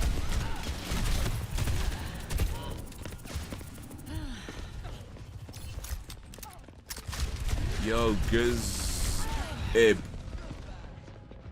Who's your favorite character of Overwatch 2? Yo, appreciate coming through, Guz Ib. So I'm probably saying your name way wrong, my bad. But my favorite character so far is the one I'm playing as right now, Junker Queen. I've only played as a few of the, I think it's like 3 new characters. I've only played as like 2 of them, and Junker Queen is definitely my favorite so far. Appreciate you coming through, man. How's your day going? How's your day been? I think people are accustomed to seeing the muscle. Yeah, for the Marvel. Yeah, exactly. I think that's exactly it. That's exactly it. And yeah, big up Chris Hemsworth. You know what I mean? Man like Chris Hemsworth, he's doing big things. And Marvel, I have no problem with them using a muscle-bound Thor for their movies. If that's what you want to do, I have no issue with that.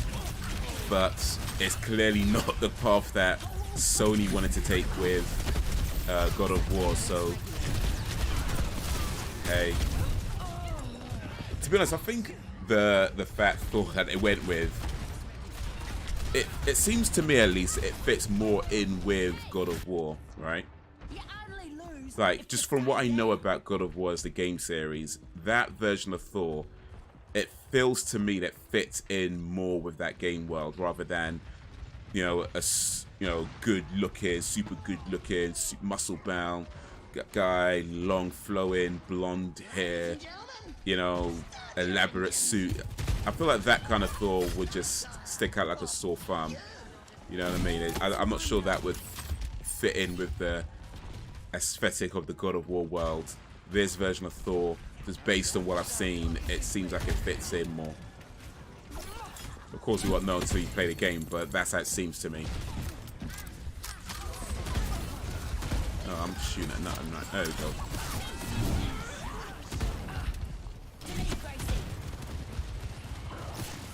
Rex, are you going to the upcoming reparations rally in DC? Your games I want to get is the Warriors.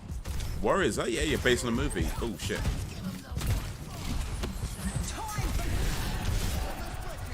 Oh, missed. Oh no, got somebody.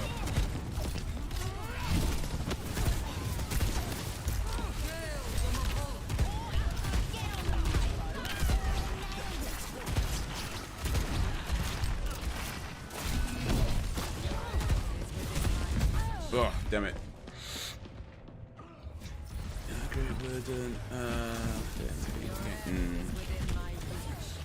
The old one of the old games when I get Warriors, it should be at the game exchange way up the road. I have the movie on DVD, but still haven't watched it yet. Oh, that movie's classic. Speaking of classics, the Warriors is classic. I've seen that movie probably not for a long time now, but I think I've seen that movie 2 or 3 times in total. The last time I watched it, it's got to be years ago at this point, but yeah, that is a classic. I've not played a game, but that movie is classic.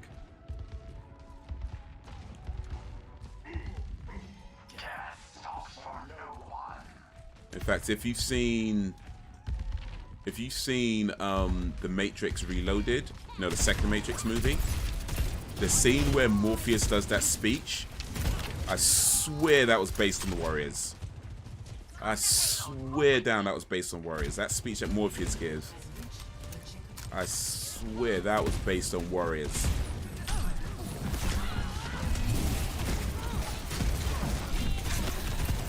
Like, I don't know if that's the official thing they're saying, but if you watch that scene, I watched the Warriors scene, the open Warriors scene with, was it Cyrus? Is that his name? Cyrus? I can't remember his name right now, but you know the guy who gives the speech at the beginning? Well, he's trying to unite the gangs of New York, that guy. It's the same mannerisms, you know. Can you dig it? Warriors, come out to play. Yay! But yeah, that movie's classic. Yeah. If you've not seen it, classic film, movie history, like 1970 something that film was made. Ah, snap. I couldn't go in if I wanted to. Gotta get myself a bit more together first. Might have heard about reparations rally week, maybe. Shit. Oh shit, wasted. I'm so used to playing as Farah that I keep hitting the E button. With Farah, you use the E button when you're far away. But with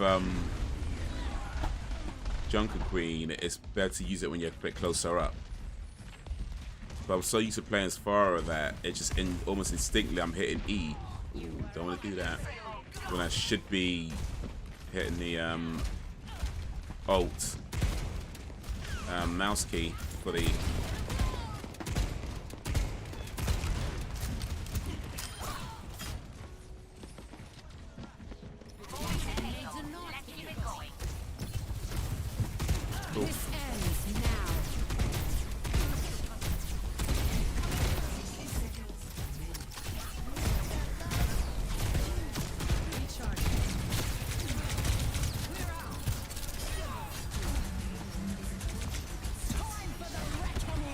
Aye.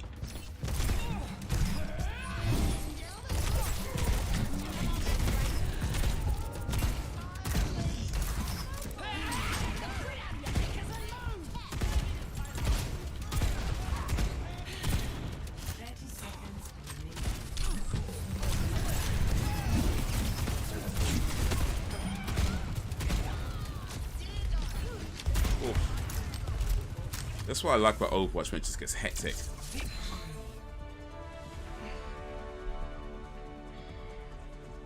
You know, there's a Warriors game. I've got to check it out. Yeah, it came out, I guess, a while back now, but yeah, I never played it. I never played a Warriors game, but there was a game made by Rockstar. It was made by Rockstar based on the old school 1970s classic movie. But yeah, never played a game, so I can't say if that game's any good or not. But yeah, movie is a classic for sure. Okay, I should be able to get this thing after one more game now. Just playing one more game. I should be able to get this this challenge thing.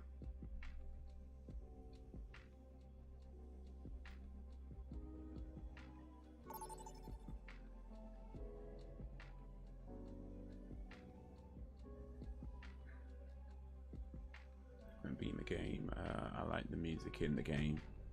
Warriors, come out to play. Even if my ass was more together and could go there and there, and I wouldn't have went 9 times out of 10. I would have watched on my phone or tablet. Yeah, I hear that. Convenience, man. What's I'm saying? Convenience. Convenience. Convenience is king, and definitely some problems convenience can bring. I ain't saying that, but boy, convenience is king. 9.999 times out of 10, 99.9% of the time, you're gonna do what's more convenient than the other option, right? And if it's more convenient to just watch it on your phone, like, yeah, that's what I'm gonna do. Get it, man. I get it. I ain't mad at it.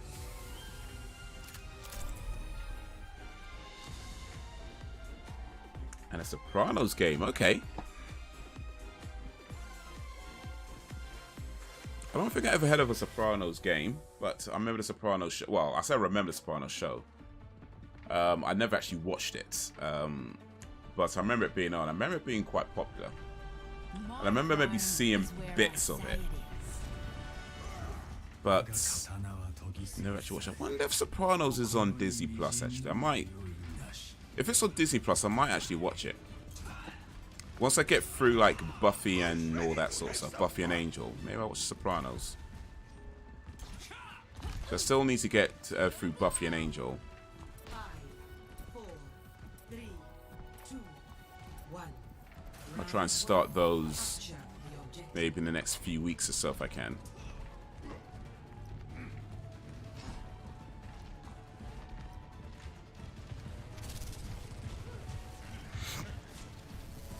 I heard of, yes, there was a Scarface game.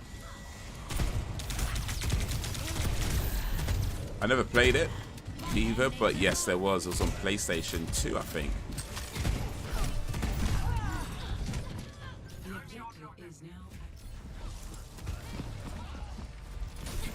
But apparently the problem with this is what I heard. The problem with a Scarface game is that GTA Vice City was already a Scarface game before the Scarface game was a Scarface game. So it was kind of like, huh, what was the point?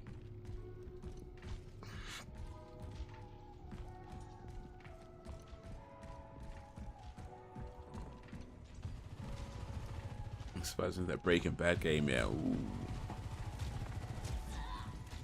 Jesse, we gotta cook.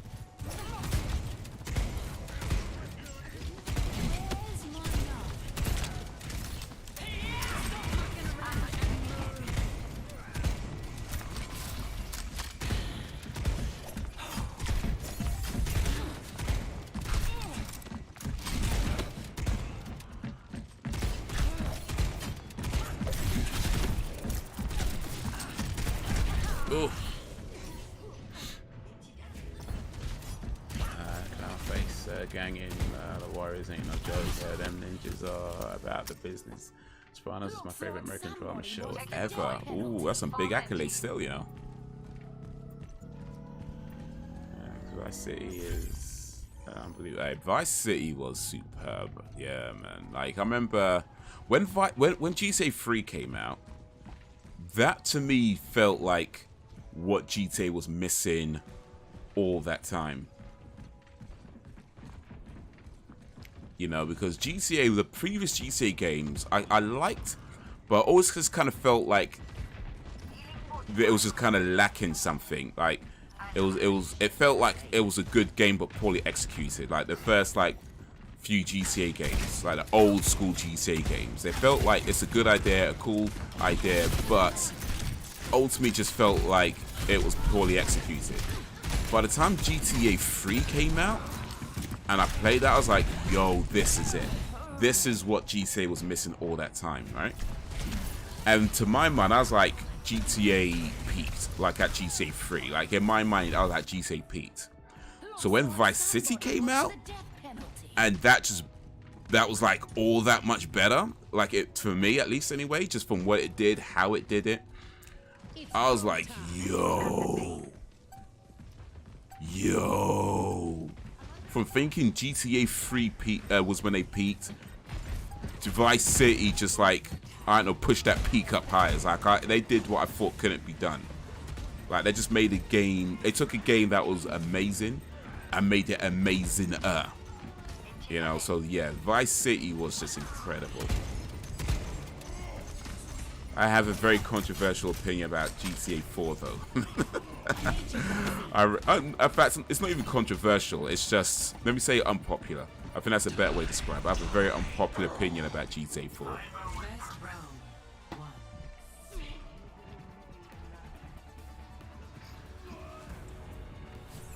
Score. Paul Kent, yeah, I think I remember Paul Kent. Paul Kent was that? No, he wasn't a lawyer, was he? Was Paul Kent a lawyer? Oh shit, I forgot, man. I remember the name Paul Kent. I can't remember who he was though. He wasn't a lawyer, was he? More mechanical or more human? Why? Nico's a Trying to bad figure man. out whether to scrap you for parts. Jacob from one cat. Yeah, I remember, yeah, you said so. Yeah, from one of the GTA 4 characters. Yeah.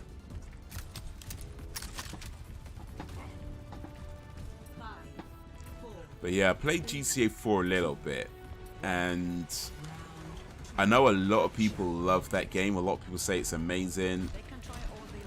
It just didn't do it for me. Like I played, I think maybe an hour or so, give or take, and it just wasn't doing it for me. And then even San Andreas, I know a lot of people love that one as well.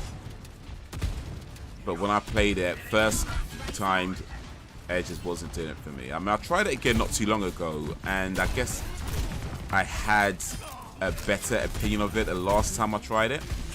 But in the end, I just didn't complete it because the game was having issues and just couldn't be bothered to sort them out. But I don't know, maybe if I play GTA 4 again, I might have a different opinion because it has been a while and, you know, things change and whatever. So, you know, maybe I'd have a different opinion of it if I try it again. But when I played it the first time round, yeah, it just wasn't doing it for me. And it's like, I know a lot of people love it. Oof. The game I want is Hunter the Reckoning. Hunter the Reckoning, Redeemer, and Wayward. GTA 5 is really cool though. Yeah, I do like GTA 5. Hunter Reckoning though, I don't believe I know those games. What are they like? I mean, do you hunt animals or how's it work? Hunt demons maybe? Vampires?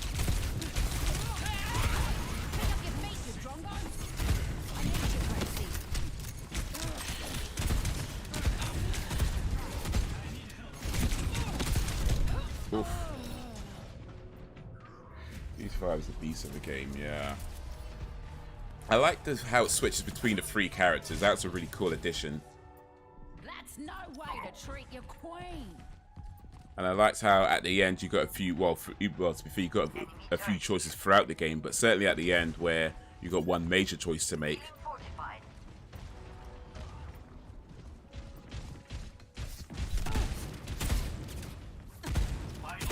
I never got into online modes too much though. I know that was the big thing, and that's one of the reasons, or probably the main reason why GTA 6 took so long, or taking so long. Because the online mode for GTA 5 was just a whole nother beast on its own. And how crazy that did, so they were like, yeah, let's just do this and forget about GTA 6 for a minute.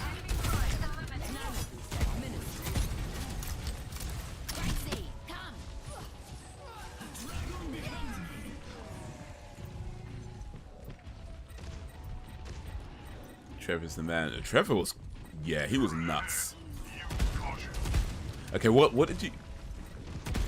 All right, let me ask this: what was your choice at the end? Was it did you kill Trevor or did you kill Michael? What was your choices? For those who played GTA 5, spoilers, I should probably point out for those who haven't. My bad, sorry. But for those who played GTA 5 all the way through, what did you choose at the end? Kill Trevor or kill Michael?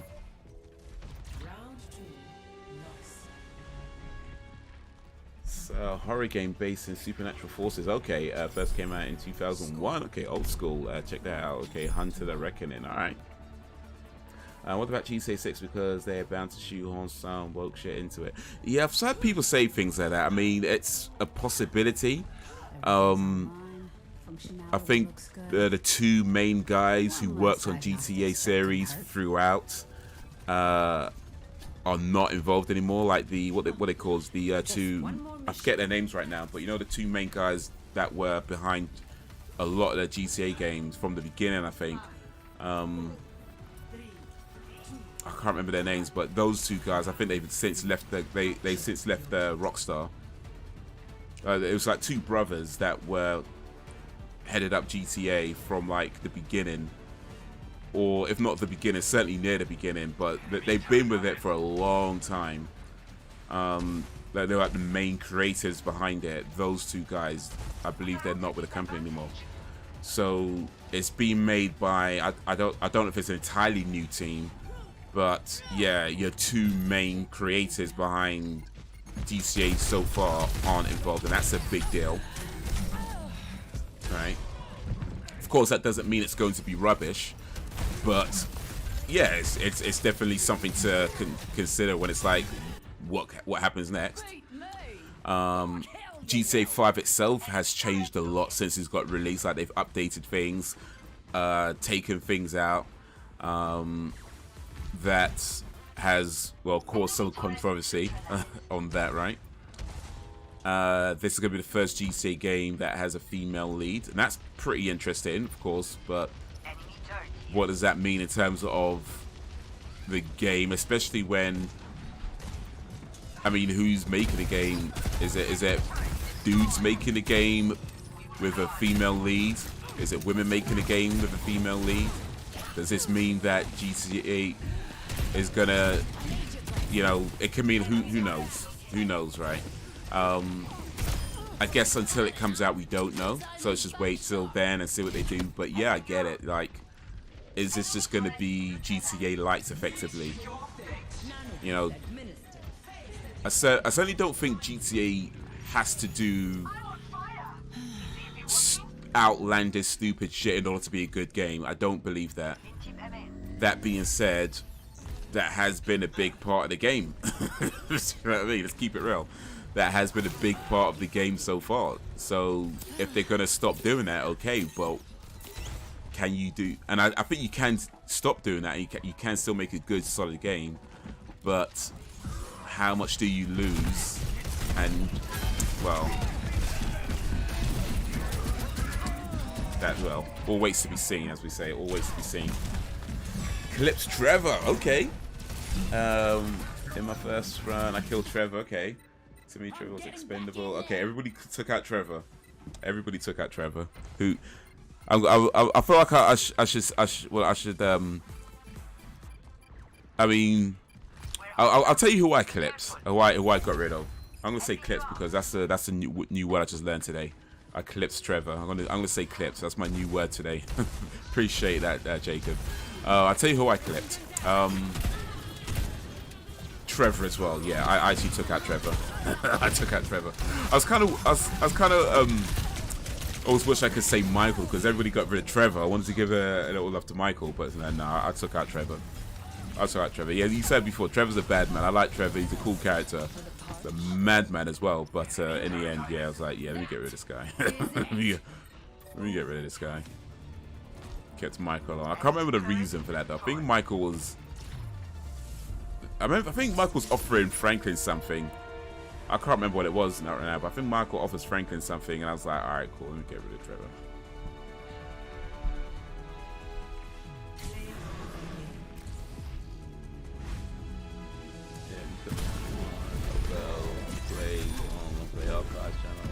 Oh yeah, I know Long Play. I know that channel. Oh wait, no, Long Play Archives. No, I don't know that channel. I know another Long Play channel, but yeah, I know. Yeah. Stung by the well, yeah, that's all good. Need my GTA 6 be offensive as possible. Nobody should be off limits. I am the Urban Dictionary King by all accounts. Hey, you said you said before you're a wordsmith, so clearly living up to that.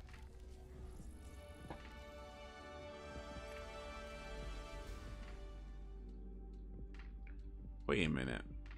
How's it saying I'm still 0 of 3 when I literally just played 3 games for queued?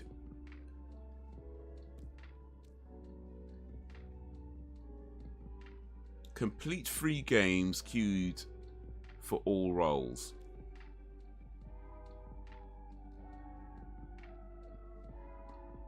Oh, he's taking a piss, man. Like, if it has to be a specific mode, then say that.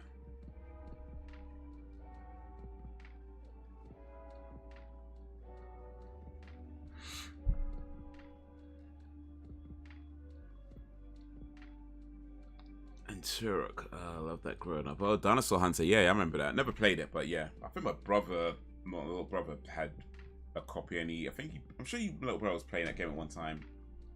I remember it being in the house anyway. But yeah, I don't remember. I'm pretty sure I never played it, but I think he did. But yeah, that's the thing. Does GTA needs to be offensive to be a good game? Does it? I mean, here's the thing. I'll say that I personally would, yeah, I'd like to see GTA 6 be. I mean, I don't know if offensive is the right word, but certainly I'd like to see it take things to a limit, you know, as they've done before, you know, make jokes that, yeah, granted, not all the jokes are going to land. You know what I mean? Not all the jokes are going to land, not all the jokes are going to be funny, but I'd like to see it do that sort of thing in a cool, new, interesting way, right? And as it's been doing. You know, I like to see it take the piss out of characters, exaggerate things to the point of just being ridiculous as it's been doing. But yeah, in cool, new, interesting ways. That's what I personally would like to see. I don't necessarily think it needs to do that in order to be a good game. And, you know, once this out, well, maybe not right when it's out, but maybe like a year after it comes out, because I generally don't play games on release now anyway. But maybe like a year after it comes out when I finally get to play it. Or if I finally get to play it. You know, I'd want to try and give it play it with an open mind, right? And, you know, let it do what it does, because it's like, for example, with God of War. You know, God of War, the reboot made a massive departure from the original God of War games, and it was an amazing game, right? So yeah, I think you can make changes, fundamental changes to a game and how it is and what it does, and still make something incredible. GTA, though, I feel is kind of in a weird, maybe a unique position, in a sense that it's effectively a game about criminal behavior that to some level kind of encourages criminal behavior. And one of the ways it's been doing that and been able to kind of get away with it, so to speak, is that it absolutely takes a piss, and it's so ridiculous and so over the top and so exaggerated that, you know, it it's fine to do what it does.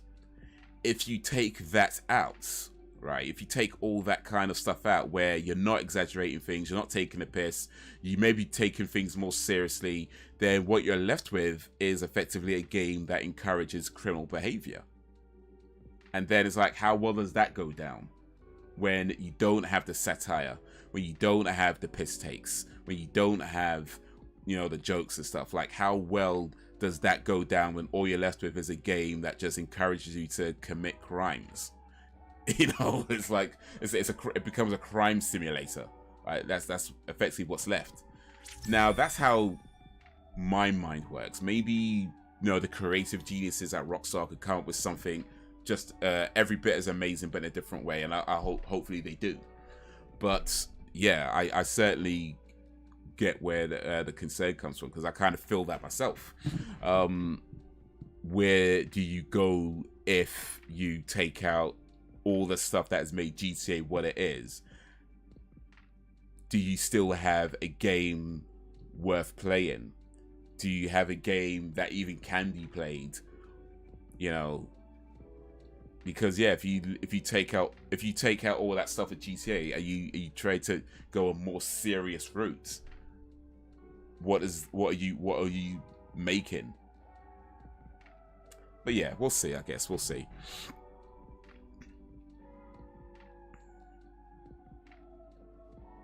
Have you played Vice City Stories? I have not. No, I have not. But yeah, I remember those coming out. I think they actually re-released them for the PlayStation as well.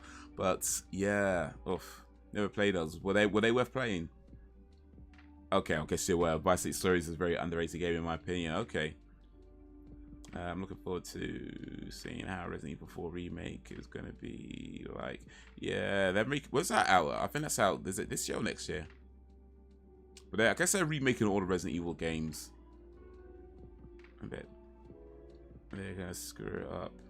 Oh, Jacob's not too not too excited for that RE4 coming. I've not played any of the. That's not true. I've played the first remake, like the Resident Evil 1 remake. I played that, but I haven't played any of the other remade games. Remade Resident Evil games. Eternal Darkness, yeah, I remember that on the GameCube. That was a hard game though. Eternal Darkness, loved that one too, but didn't beat it. That one either. That game was meant for teens and grown-up people at it now. Looking at it now, yeah, it was a cool game, but yeah, just like yourself, I never completed it. It was so hard that it got to a point where I just kept dying over and over again, and I was like, I can't. Just you know, either you beat the game or the game beats you, and that one, the game definitely beat me. It was just, yeah. I don't think it's necessary to make Resident Evil 4 because it still holds up well. Resident Evil 4 was excellent, yeah. I did play the original Resident Evil 4. And that was a superb game. I feel like with Resident Evil 4, I don't want to say that's when it peaked. I don't think that's true, but I think they kind of hit us. Because Resident Evil 4 took that's another example of a game that took did something different to its previous games and it works out well. So up until then, Resident Evil was very kind of survival horror. Resident Evil 4 kind of made it a bit more action based, or action horror, and it worked. I feel like Resident Evil 4 really works with that. Resident Evil 5, I feel like tried to do the same thing as Resident Evil 4, and it didn't work as well. At least not for me anyway. It felt like it was just off.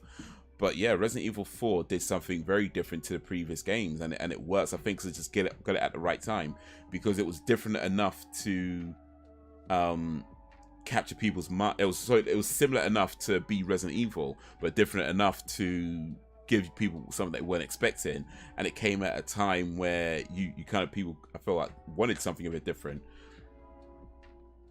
So yeah, it definitely can be done. It definitely can be done. A game can definitely make massive changes to what it's previously done and still make a good game. But yeah, tricky area.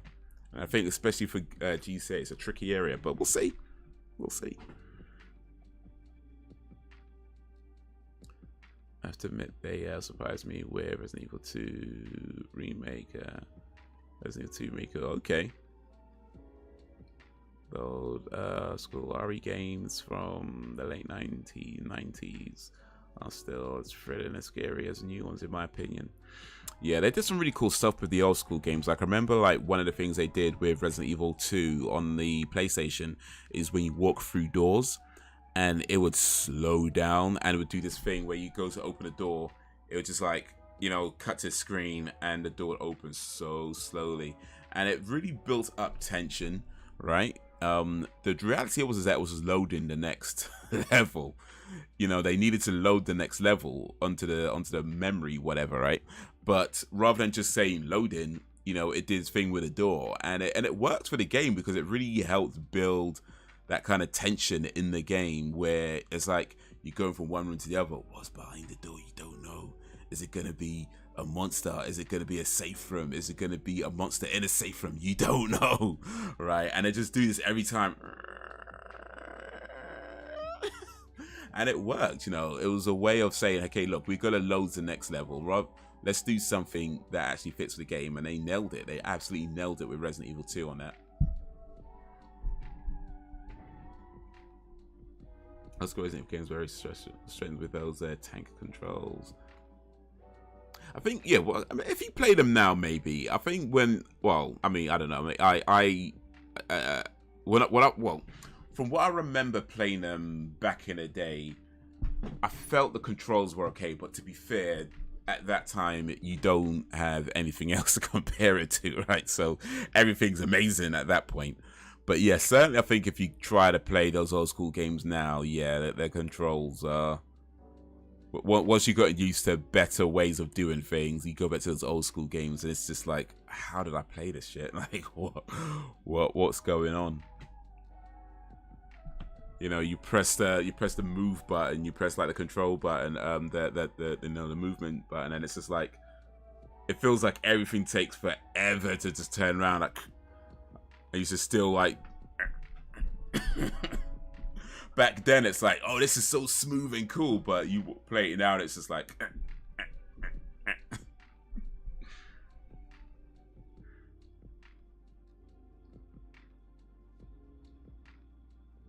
The Apocalypse, the movie, is my favorite because it's real similar to RE2, Fray, or Survivor, bringing it into reality. Apocalypse.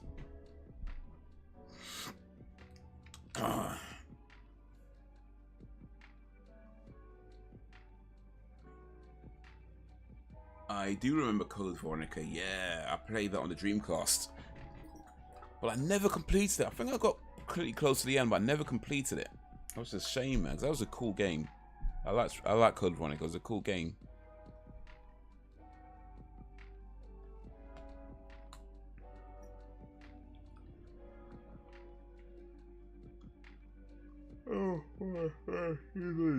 I think that one's centered around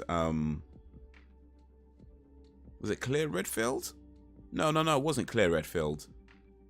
It wasn't Claire Redfield, was it? It was who's the girl in that game? It was the one from Resident Evil 2, I think, right?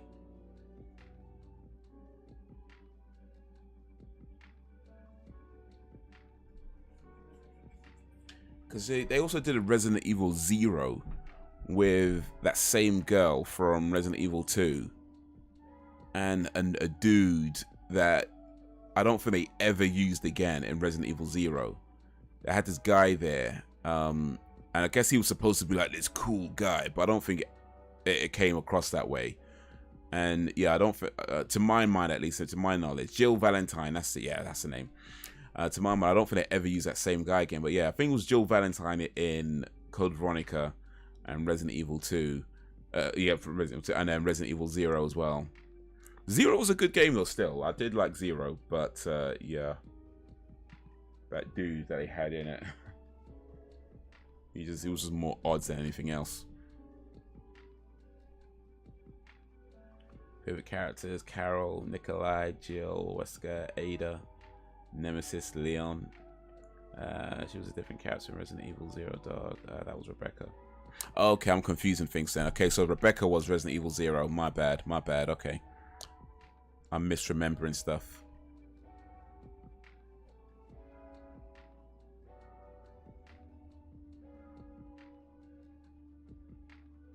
Misremembering stuff. So okay, Rebecca was 0. But yeah, Jill Valentine was Veronica, right? That much that is that right? Or am I misremembering that too? It's a long time ago. It was a long time ago. So yeah, I could very well be misremembering a lot of things. So Rebecca was 0, okay. But Jill was Code Veronica, right? Without me looking it up, am I at least around that bit?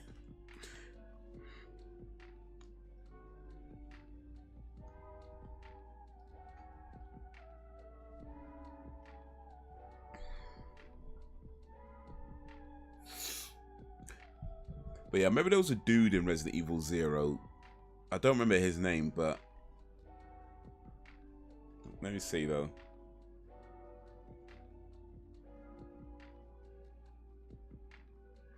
Yeah, Valentine was Code X Veronica.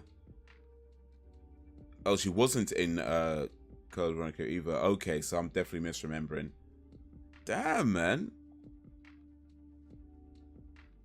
I'm misremembering a lot. What is going on? Alright, let's see. Resident Evil 0. Let's see here.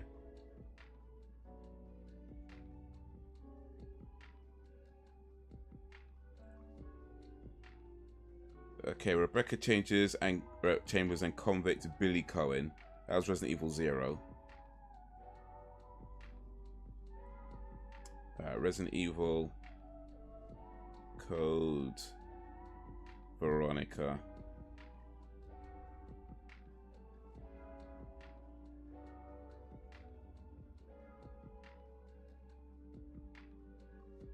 Oh, so Claire Redfield. Oh wait, no, my bad. What am I doing? That's the wrong one.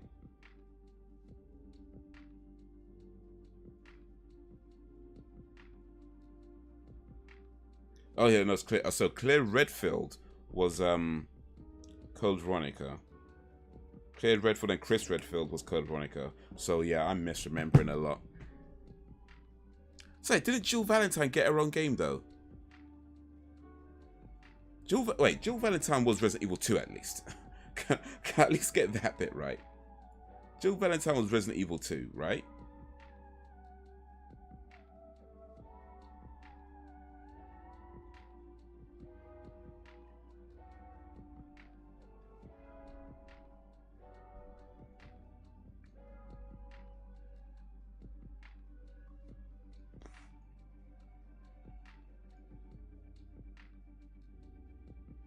No, Claire Redfield.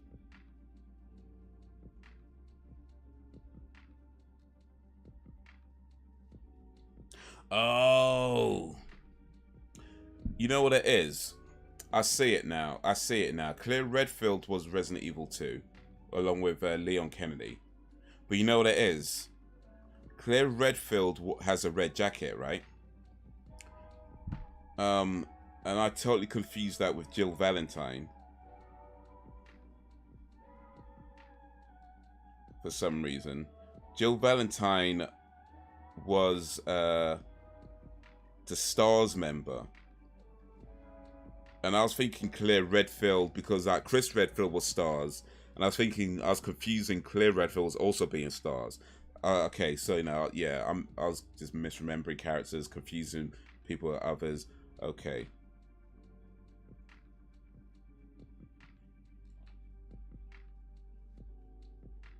Okay. So, Jill Valentine. Jill Valentine. Keep saying Claire Redfield was Resident Evil 2, Resident Evil Code Veronica, and then Rebecca was Resident Evil 0. Yeah. That was a long time ago, man. That was a long time ago.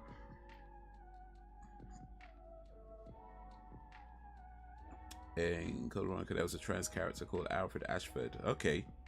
I don't remember. I think I don't think I do actually. Was Alfred Ashford like the rich guy?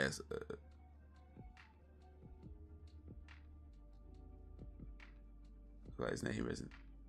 He was 0, but he was 26 and he was convicted of a crime that got him a death sentence, I think. Yeah. Billy Cohen. I just looked that one up, so yeah, now I know. Veronica was woke before being woke was in vogue. You know what? That's true for a lot of stuff, actually, isn't it? Like, before a lot of this talk about, you know, diversity and, you know, representation. Actually, you know, to be fair, representation has been a conversation for a long time, but certainly before a lot of the talk about diversity and that sort of thing became more in the front. What's the word? More in the public consciousness in the last few years. Yeah, a lot of stuff was doing that already. You know, a lot of stuff was doing that already. And look, don't get me wrong. I ain't trying to say that things were perfect or there were no issues or, you know, everything was great and everybody, you know, had a fair chance. Because I know that's not true. We all know that's not true. But yeah, there were definitely games and movies and things like that that were, you know, being very inclusive and very diverse long before, you know, the first movie, you know, before a lot of the millennials, or was it millennials or Gen Zs or whatever, a lot of the young folks started coming up saying, well, we don't get any movies with diversity. It's like, well, actually,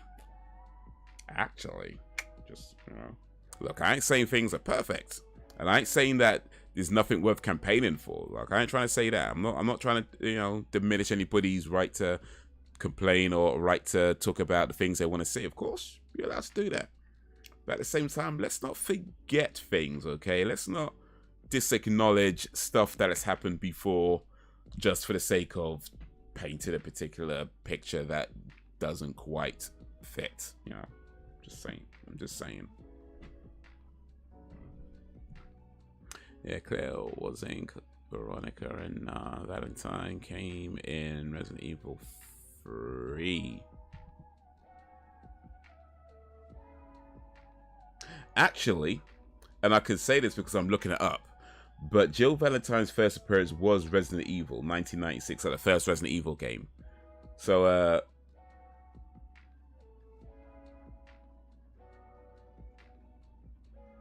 she was like a stars girl, along with all them guys.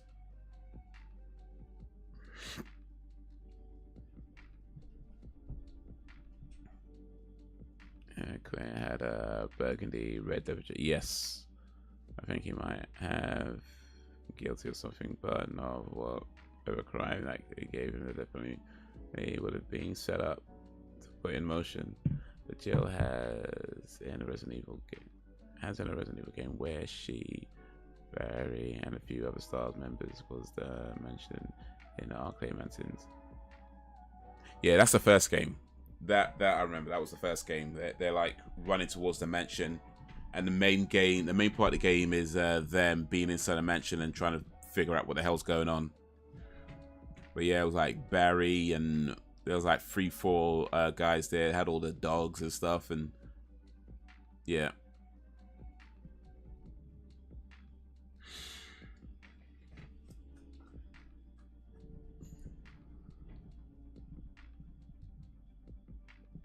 That much I do remember. That was the first Resident Evil game.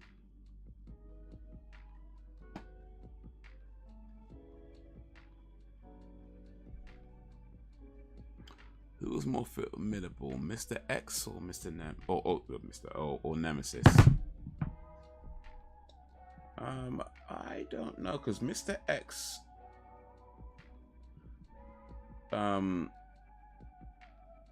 was who you fought when you play as Claire Redfield in Resident Evil 2.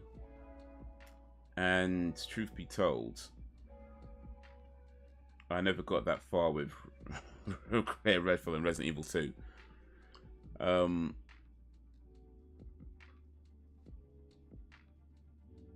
Nemesis, though, I did play. That was Resident Evil 3. I did fight that guy.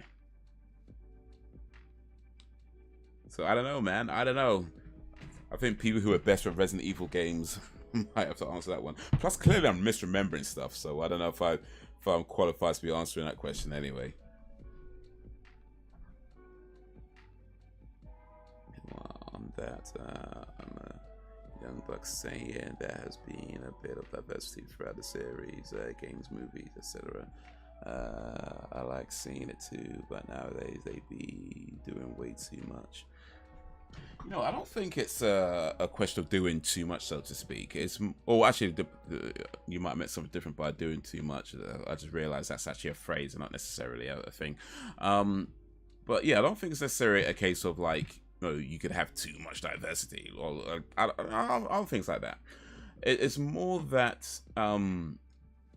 it's fine for a film to be, or a movie or game or whatever.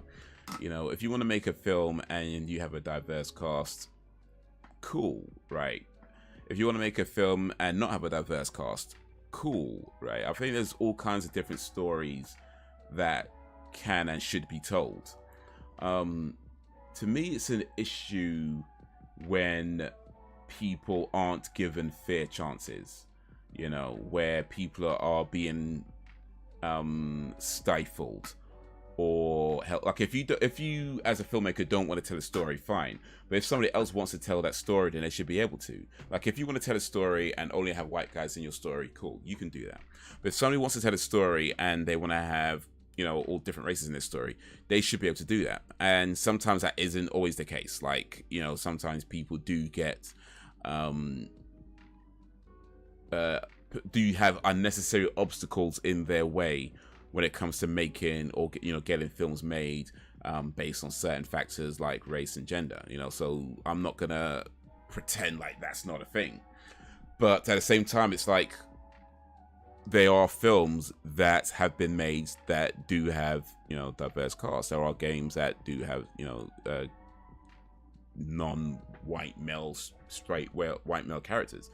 It's not that they don't exist; they do exist, and sometimes in the mainstream as well. So yeah, I'm not trying to suggest that it's a perfect way, everything's great and there's no such thing as, I'm not that guy. But I also feel like a lot of the conversation that happens these days tends to move in a direction of this has never happened before, or this is the first time we've had, like, when Black Panther came out, for example. Like, there are a lot of conversations, people saying things like this is the first black superhero movie, and that was quickly shot down because it isn't, and it's just that kind of thinking that they just don't exist. Like Gen Z or Gen X or whatever generation it is, I don't know, whatever the young 20-year-old generation now, feeling like they're the first to do all these things. And that's just not the case. And I personally feel like there is a danger in not knowing history. And if you are campaigning for equality or, whatever, fairness you feel needs to happen, it will serve you to learn the history of film and understand that this isn't the first.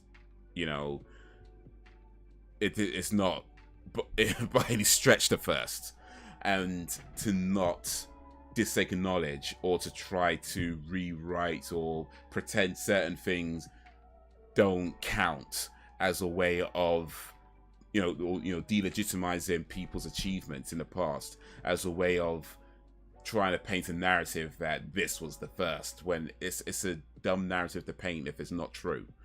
So yeah, that's my thing. It's just like, I get it. There are problems even now. Like, there are issues. There is discrimination even now. But let's not pretend like black people didn't exist before 2015. You know what I mean? Let's not do that.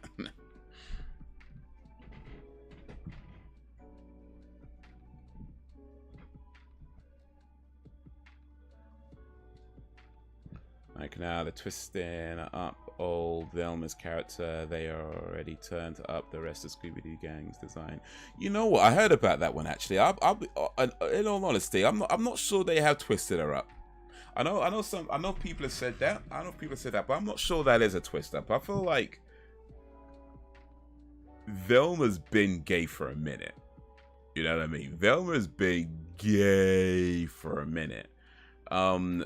The difference being between now and then is that, back in, the 70s, 80s, whatever, it would be a lot more difficult to make that out in the open.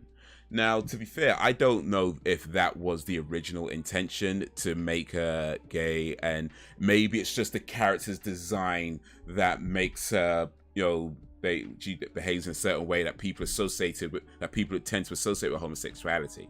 And maybe that wasn't necessarily the original intention. It's just the way they made a character that just so happened to, you know, be that way. Maybe, right? I wouldn't know. Who knows? I don't know if the original creators are even still alive at this point to ask them.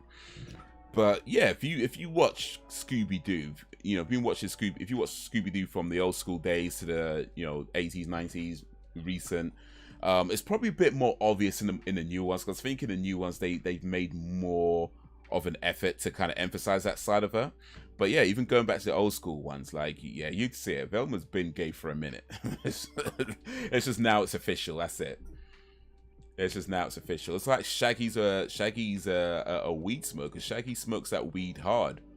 I don't think they've made that one official yet, but if you watch enough Scooby-Doo, you know Shaggy smokes that weed hard. One day they might even announce that as an actual canon of the series. Shaggy smokes that weed hard. You know what I mean? So yeah, I feel like that one, I wouldn't call it a twist. I just think that it's been there in the past. It's been, I think people have kind of suspected it's been there for a long time as well. It's not the first time it's been brought up, certainly. In the movie they made, the director was on record to say that he wanted to be clear about her being gay in that movie as well, but apparently the producers wouldn't let it happen. But that was an intention for that movie at the time. And then I guess in the more recent shows, they've probably been a bit more blatant about it, and now they're just making it official. So yeah. Actually rooted for Killmonger in Black Panther movie. Actually felt Black Panther came across like a bootlicker. Yeah, no, I can see that. I mean, I don't know if I'd use the word bootlicker, but yeah, I can see that. But Killmonger was just excellent in that film, though, wasn't he? He was excellent. Like, his whole character, his whole arc, like you said, you're rooting for him. Like, I get that, because boy, he is, as a character, as a villain, he was so well designed and thought out. And where I put it.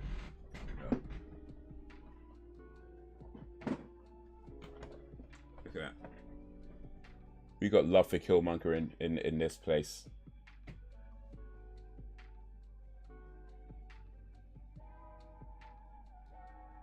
But that line that he has at the end when he's dying, and T'Challa say, you know, we can save you. You know, let you say something like, let me save you, let me help you. And he says, why? So you could put me in prison? Just bury me in the ocean with my ancestors because they knew death was better than bondage. I was like, whew. When I heard that line for the first time in the cinema, mate, I was like, whew. That just, whew, you know what I mean? Like, it was one of them ones, like, whew, whew. You know, you have to like grab your chest, like, whew. But yeah, like, Killmonger was excellent. Excellent, just, oof. Definitely one of my favorite villains of all time. Possibly even my favorite villain of all time. Just might. He just might. But yeah.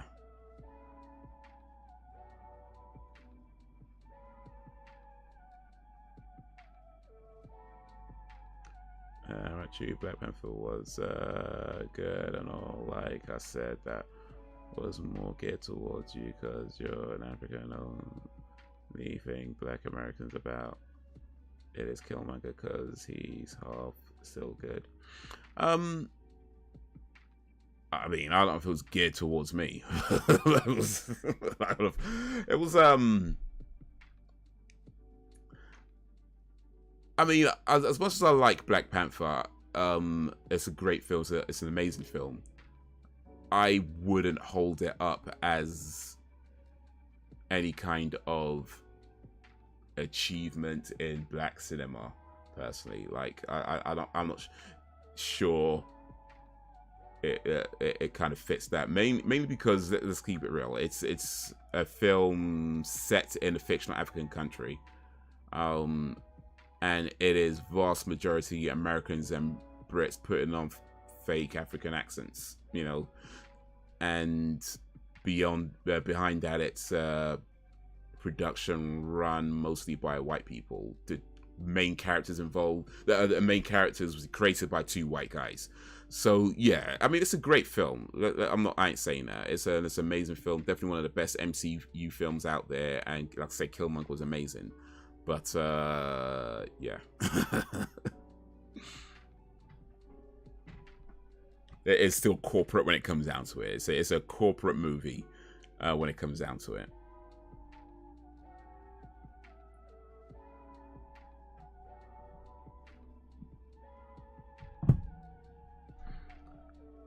When Killmonger went into the museum and saw all the artifacts from Africa and he took them back, I wish I had the balls to do that shit. Yeah, man.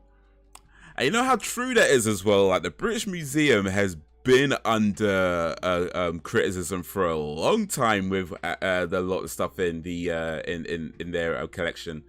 You know, it's been on the critics. That's not even like something they made up for the movie. That's just facts. It was just facts, like nothing but facts.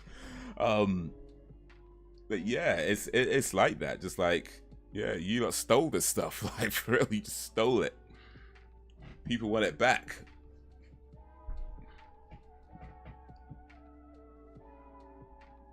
I'm familiar with that term.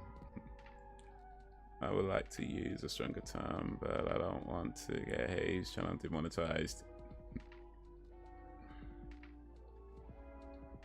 I can't lie, when Killmonger died, that was the most emotive point in the movie. He wasn't really a villain, was more of an anti-villain or neutral. Right, so I concur. Yeah, I mean, he was like, his motivations were very clear and understandable, and I think a lot of people can relate to that feeling. I think, though, where it becomes... I think where he becomes a villain, in my opinion, is that although his motivations, I don't know, maybe you're right actually, because I'm thinking like because part of what I'm thinking is that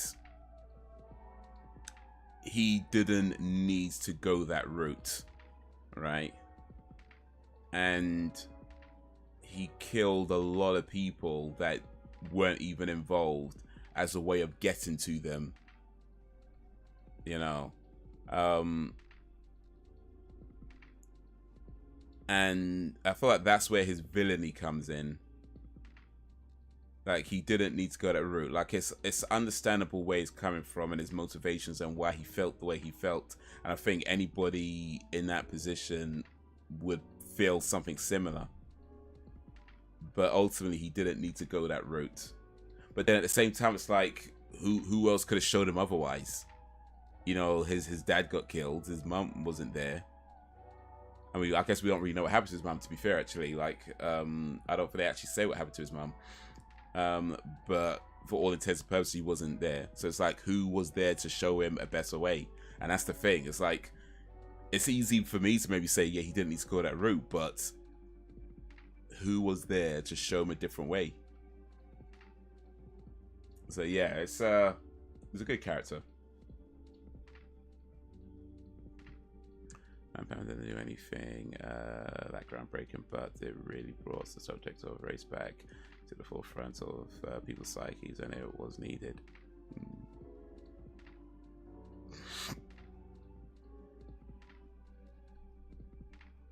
Yeah, since you reckon you could relate, because it was an open culture of fantasy, but you know what I mean. Killmonger was half Wakanda and half Black American from his mother.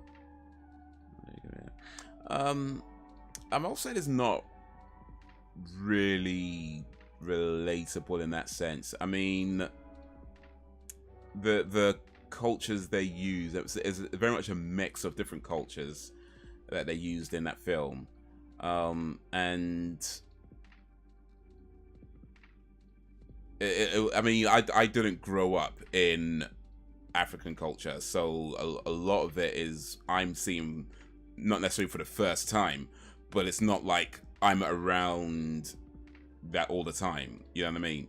So yeah, they use a lot of different cultures that they kind of mix and blended into what they call Wakandan culture. So it does come across as very kind of generic, and a lot of the accents were based around sort of the Nigerian accent, which is, you know, my family's Nigerian, so that I guess was relatable, right? But yeah, it's very much a mix of different African cultures that they blended. And don't get me wrong, I think they did a pretty decent job of making something that fits in with the average Westerners version of Africa, right? But certainly that doesn't represent Africa as a whole. It just kind of represents an idea that most Westerners have of Africa. You know, the kind of the shawls, spears, you know, that sort of thing. It kind of represents very much a westernized version of how we think Africa. And not to say that that doesn't exist, because it does, but yeah, if we're talking about like African culture, I mean, there's so many different African cultures that aren't even like South Africa, for example, is not like that. Ethiopia, as from what I know, isn't really much like that. Then you got Algeria, Morocco, you know. So like, yeah, it's a mix of different cultures, a mix of different African cultures. Not every African culture, but just a mix of different African cultures. But fundamentally, it's just a generic version of what Westerners think of Africa. You know, when it comes down to it.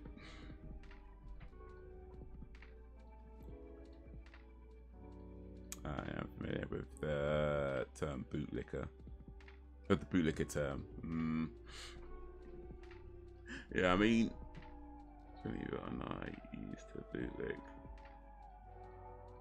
I use bootlick as a euphemism.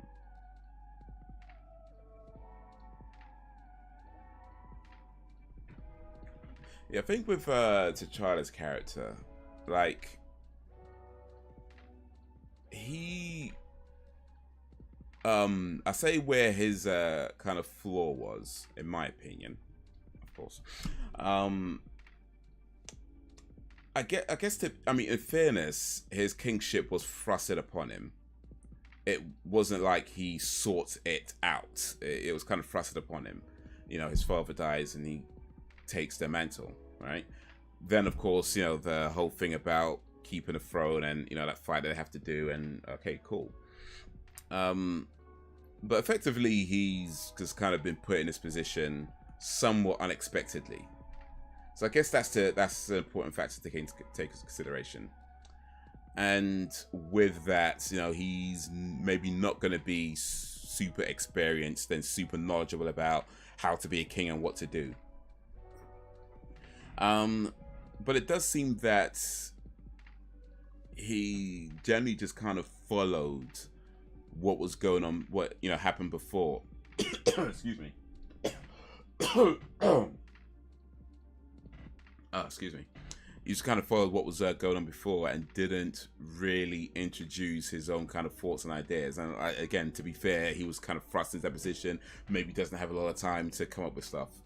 But yeah, it did kind of feel like people were telling him what to do, rather than him trying to come up with his own way or better ways of things. Was like, I'm going to do this and I'm going to do that and you should do that. You know, it's kind of like that a little bit.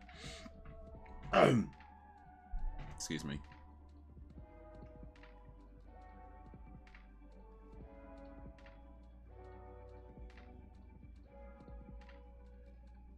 Switch to use some of my demographic here and another way too. Bootlicker.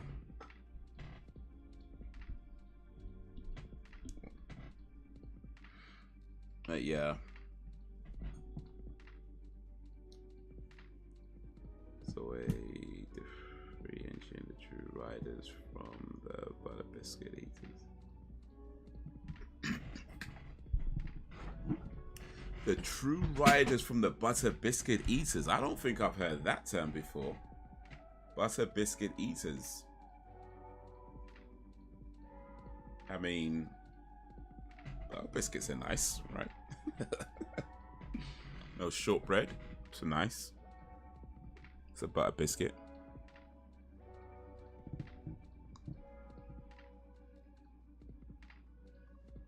Spend a lot of time in America, I know terms well. That's also used among my demographic. Okay, so what's a butter biscuit eater?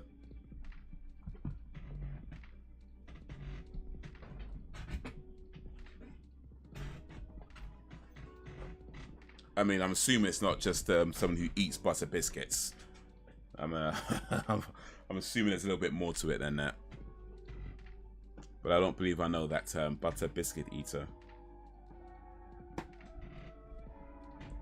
It sounds like an insult. Although, I don't know if it should be an insult. Like, butter biscuits are nice. Let's keep it real.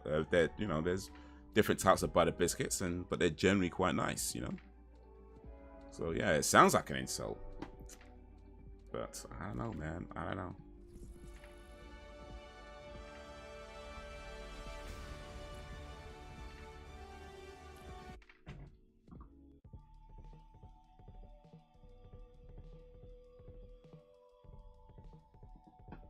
These two terms are used against their ninjas, like me especially. But a biscuit eater is what Master used to give to help when he did a good job. Oh, I see. I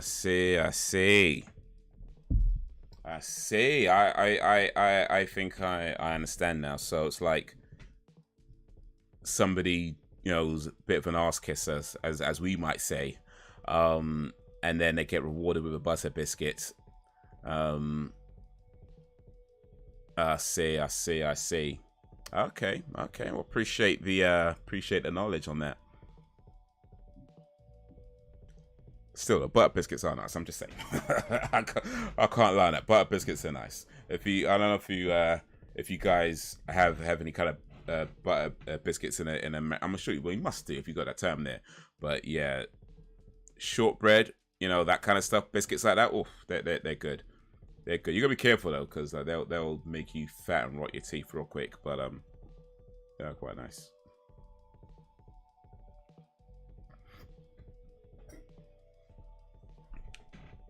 A butter biscuit and a pan on the bed. Trying to tone down my language. That's all good. Just let it out, man. Let it out. I ain't worried about all this stuff. I mean, a lot of my videos either get claimed or they don't make that much money anyway, so it's all good. It's all good. Liquor and butter biscuit is used among blacks award 2 votes. Black folks want 2 votes. Blacks 2 votes. Republican. Has conservative leaning views, and the ones who did what the master told them in return for. Soft shoe. Haze is soft shoe cannon. Canning. I mean, I guess the @ signs are supposed to be. Oh, we coon. Cooning. I got you. I was trying to read that like caddy kick. Cooning. Okay, soft shoe cooning. I'm kidding, by the way. Nice. Return for goods. Or lead way, etc. I see. What's soft shoe? I mean, I appreciate you're joking around. It's so good. I'm cool. What's? Let me try to figure out what soft shoe cooning is. So I know the term cooning. How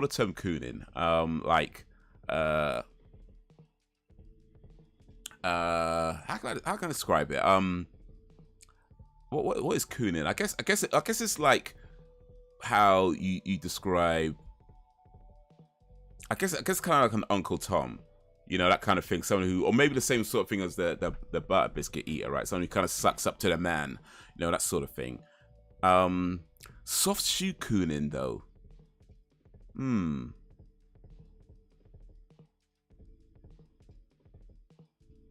I guess that's another reference to those days. Maybe like was it, I guess it's to do, was it cleaning the master's shoes or making sure he had like the slippers so he can get those butter bits. I'm probably way off. I'm probably way off. All right, what's soft shoe cooning? What's soft shoe cooning? I think I'm way off. I think my guess is probably not even close to being close.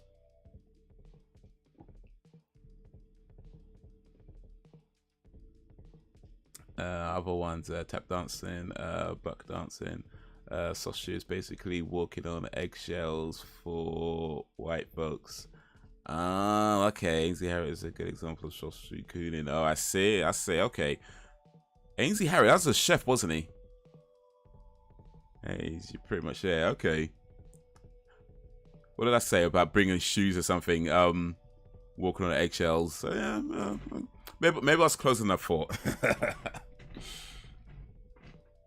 But yeah, I've heard tap dancing. I've heard that term. I don't think I've heard buck dancing though.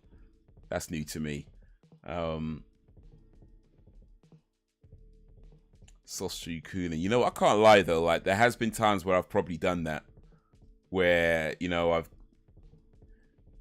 kind of maybe like changed the way I speak or something. Not so much, I guess around white folks specifically, but just around like in certain situations. Like we were talking about code switching the other day, kind of like that.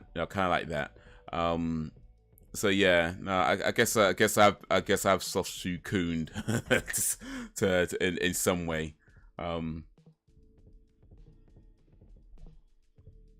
You start worrying too much about what somebody might do or think or whatever, and you start saying, okay, maybe I should speak a different way and behave a different way and act a different way so that they don't that kind of stuff. And one of many reasons I'm glad I don't work in an office no more. That just wasn't for me.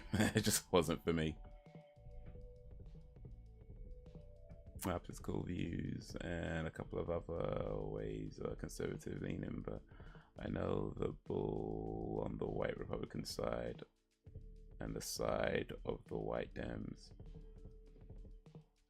Oh, bull as in like the rubbish, like nonsense. Okay, yeah, gotcha.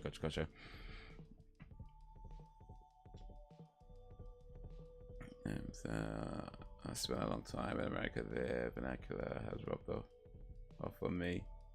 Hey, I can't lie, I have so true myself when around white folk.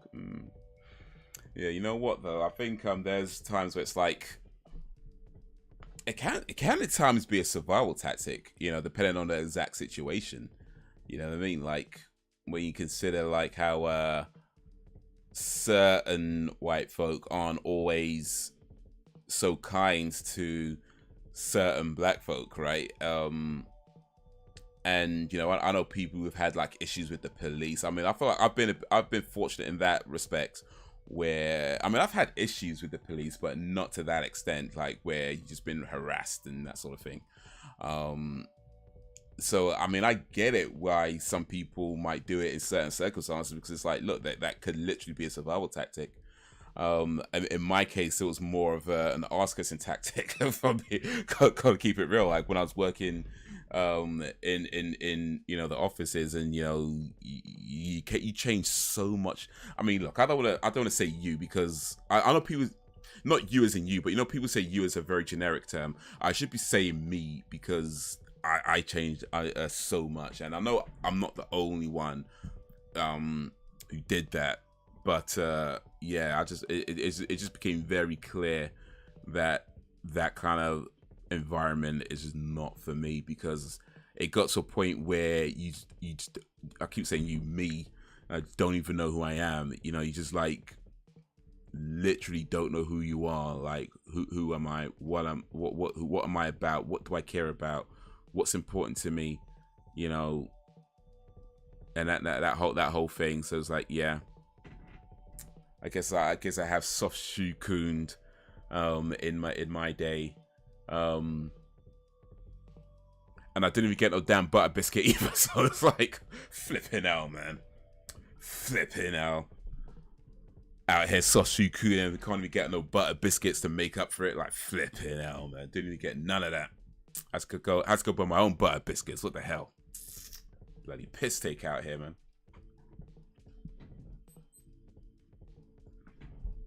Herschel Walker is the worst sellout I've seen in my lifetime. Herschel Walker, that's a name I heard recently. I don't know who that is. I think he's a politician, right?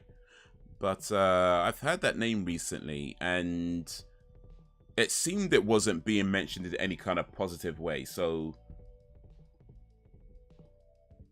let me see. Herschel Walker, candidate for U.S. Senator. All right.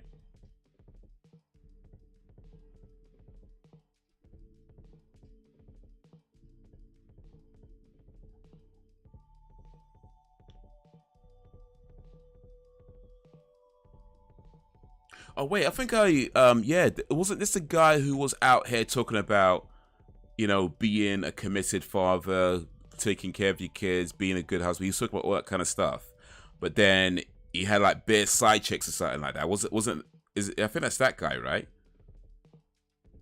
Because I know I've seen this name in the news about some stuff. I think this is the guy. Hurst Walker claims ex-girlfriend whose identity he says he knows is lying about abortion.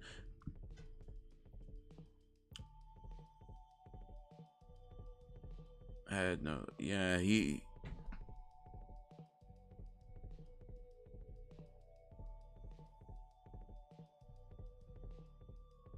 yeah, I can't remember. I think he got accused of it's something with abortions by the looks of it. But yeah, but it was something to do with like he was trying to promote this, you know, wholesome lifestyle, but apparently the truth, or you know, allegedly, you know, the truth is that yeah, he was up to some madness.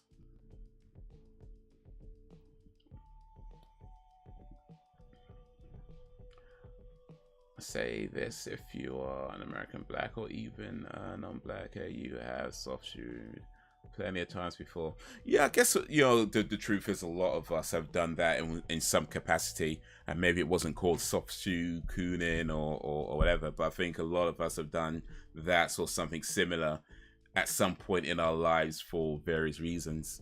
You know, I'd imagine that's probably true. Certainly people who live in countries like, you know, America and United Kingdom and, you know, kind of westernized countries like that, at some point, most, if not all adults, you know, have done something like that. Some still are, though. That's the thing.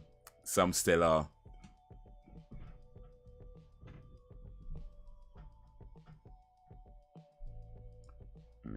I voted off logic for tangibles, research, and understanding. Still, the emotions are taken into consideration. Yeah, he says, yeah, that's him, and that's his own personal edge to correct. They better do their damnedest to get him in and get Warnock's ass out of there. Put the feelings aside for now.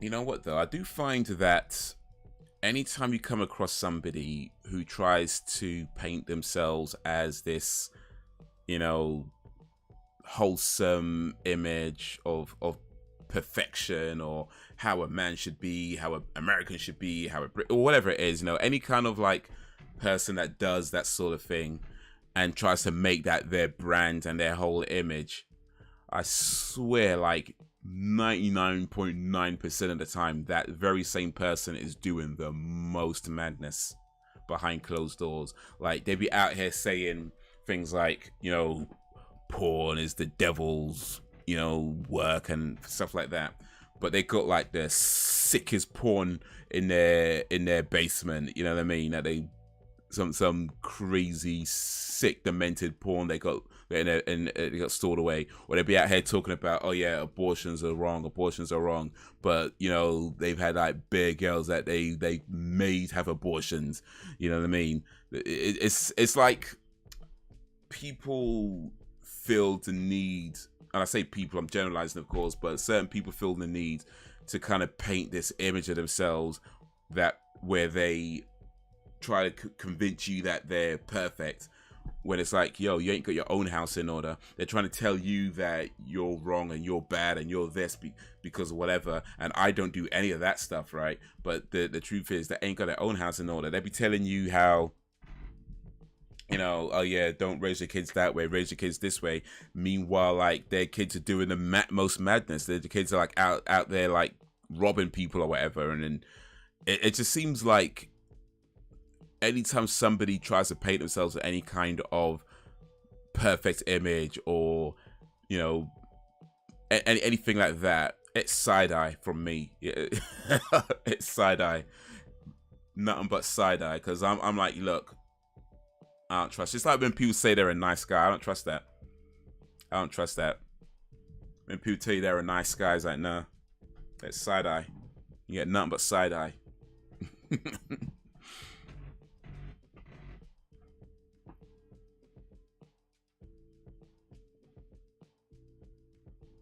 Herschel Walker has no business being in the Senate.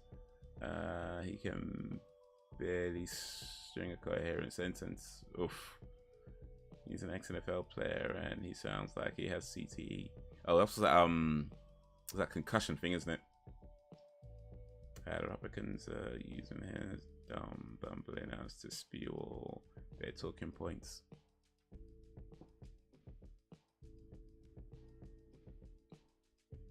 Yes, he's lying. How to work on unfortunate allegations. I just started reading some stuff down here.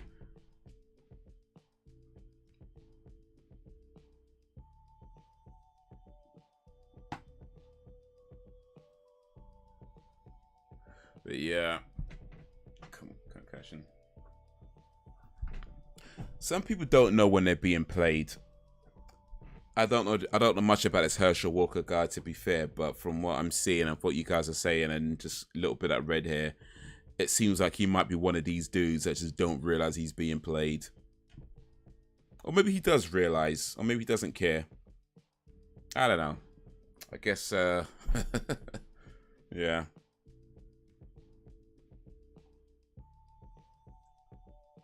But yeah, I just don't trust certain things. When you hear like certain people who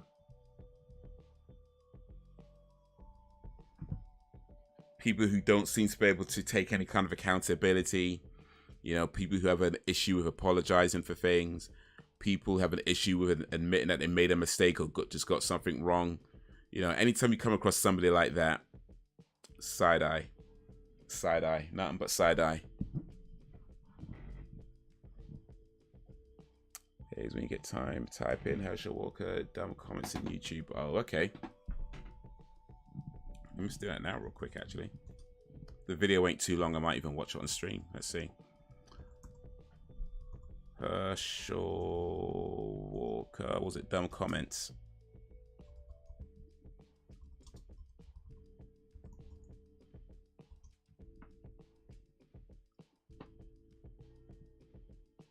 Alright, yeah, no, these videos are quite long, so yeah, let me watch those later. Side eye. Hey, it's just this.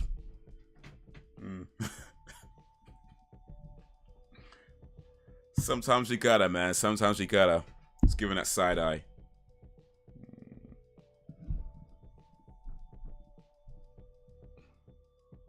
You know, let them say what they say. But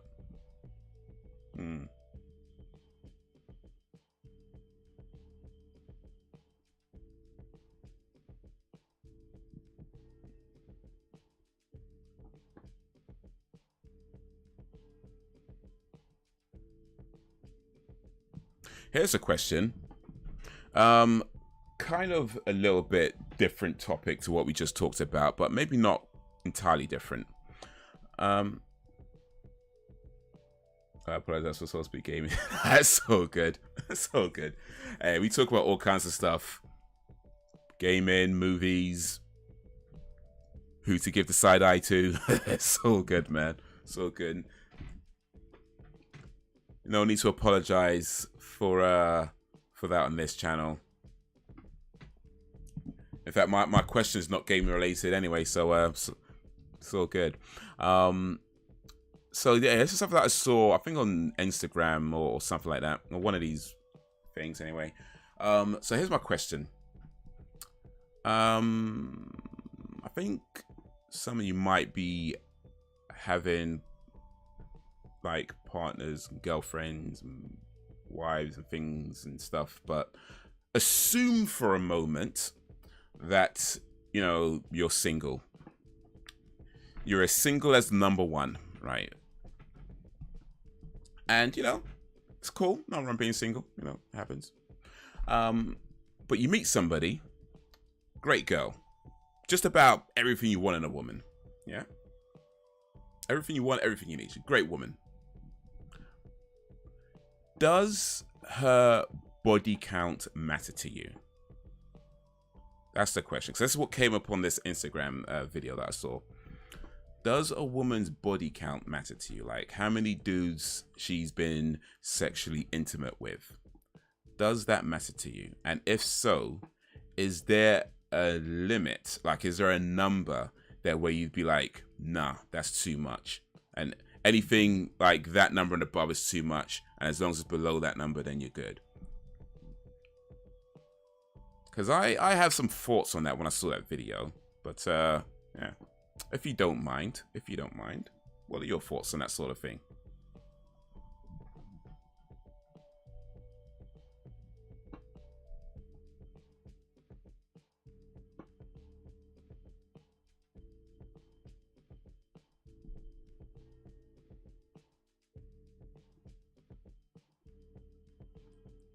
As I'm now realizing it's getting late, but it's okay. We'll start wrapping up this last stream in a little bit.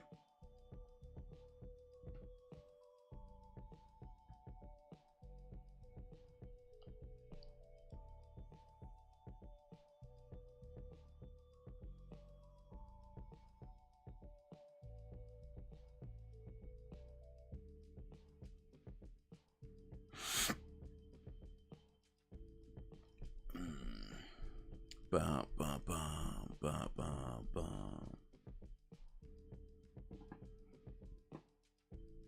All right. So here's what I... Oh. Yeah, set body count matters because she might have a reputation, and my worst nightmare is people laughing behind my back if I'm with her. Interesting. So here's the thing. I mean, I kind of feel like it doesn't matter, and it does matter at the same time. And what I mean by that is, like, it doesn't matter in the sense that, look, the past is the past, you know what I mean, and who people were in the past, you know, it is what it is. It's who they are now that really counts. So whether she's been with one guy or 1,000 guys, none of that matters. It's who she is now. Do we get along? That's what's important, right? But then, I wouldn't know. I don't know if there is a specific number where you can say no more than 20 guys, preferably a little lower. 20 is the magic number. Yeah, I'm not sure if I have a specific number, but I mean, if I'm being honest, and you know, you're always going to be honest, if the number is, I don't know, high, let's say, whatever high is, like, on one hand, like I said, it doesn't matter, but then part of myself is going to be wondering, you know, does that just stop? You know what I mean? But especially when you can consider things like, okay, you know, how old is the woman, and how old are you? How old is she? That sort of thing. You know, it's because if you're both young, you know, let's say you're both, I don't know, 25, right? And you've maybe at that time had, I don't know, let's say 3 serious relationships, and maybe only one of them you've been really intimate with, or 2 of them, let's say 2 of them. And by that time, she's had this wild kind of like teenage lifestyle, right? It's like, okay, the past is the past.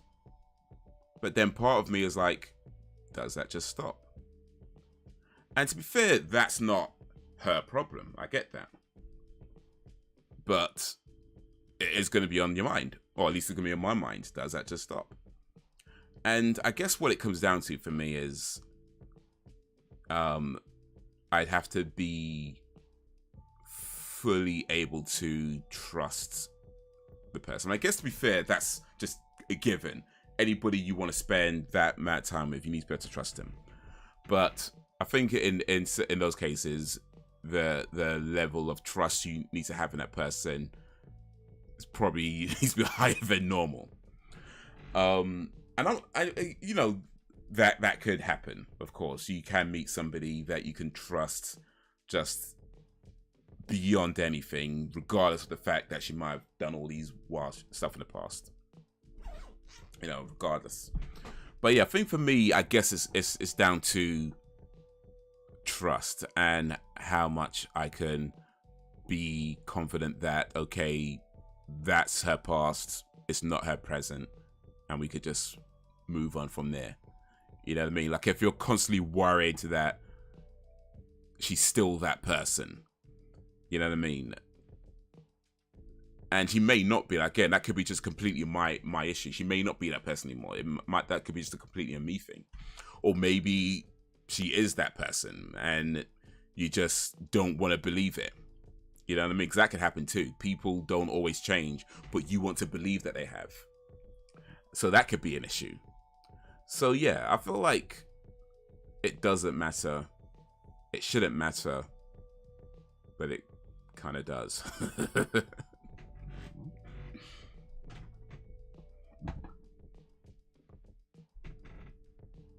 Hey, so you have to factor in the looseness also. Forgive me for being vulgar. Nah, I ain't worried about that.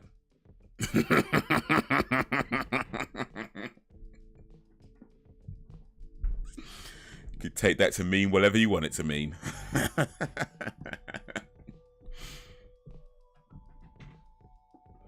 Okay, let's be tight where it counts. You know what I'm saying? She's been with a number of partners. What's stopping her from cheating? Well, that's what I mean. It's like how much can you trust her, right? You know, and to be fair, just because somebody's been with, I don't know, 10,000 people by the time they were 25 or whatever. I mean, that's a lot, to be honest. But you know, whatever it is, whatever the number is, just because somebody's been with a lot of people in a, say, relatively short amount of time. Again, that doesn't mean that's who they are now. People can change. It happens. You know, people look at their life and decide that's not who I want to be anymore, and they stop doing it. So I'm not saying it can't happen. And I 100% accept that some of the insecurities are definitely going to be my own thing and not necessarily her thing. It might be her thing, I'm just saying, but it could be just me.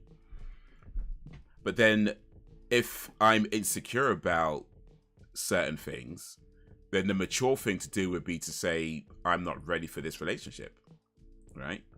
And until I am, it might have to be just one of those things that you say, you know what, I don't think this is a good idea right now. Because to be with somebody that you're constantly second guessing, that's not good for you or her, you know?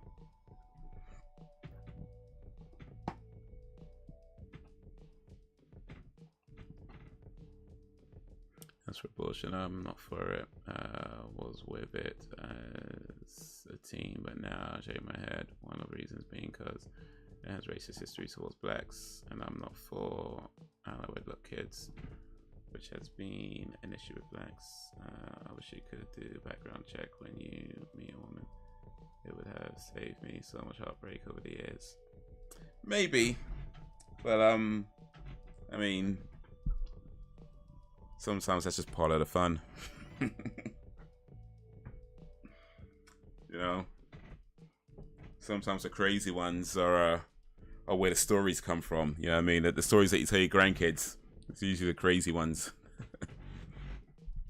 But yeah, no, I get you. But as much as heartbreak sucks, you know, it is. I personally believe it is an important part of being human.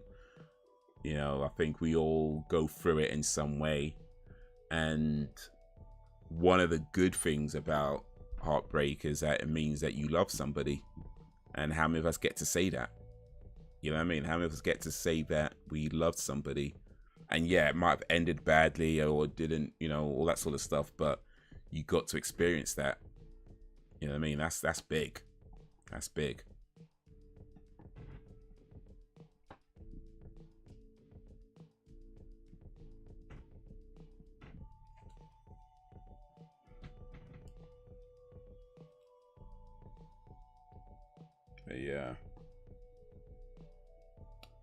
But yeah, it is 19 minutes past 12 a.m.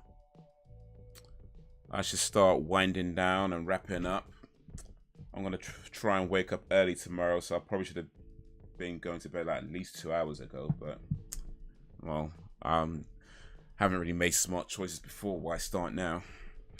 But yeah, let's start winding down this live stream and head into Betty Buys.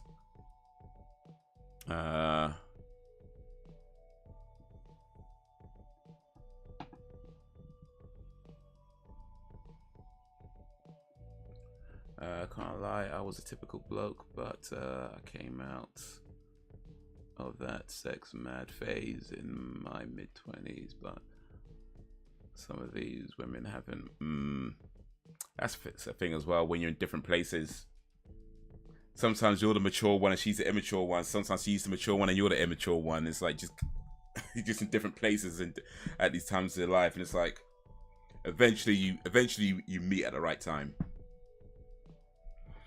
You know, so like confessional. Wow. I guess we did get a few personal things out there, but hey, it's all good, man. It's all good. I mean, it's one of the things I like about these live streams. I might be playing a game or watching a movie or whatever, but try to keep the conversations real. You know, talk about fun stuff, talk about serious stuff, talk about all things in between. And I learned some things today. I learned about was it Butter Biscuit Eater? So I'll be learning stuff too. I'll be learning stuff too.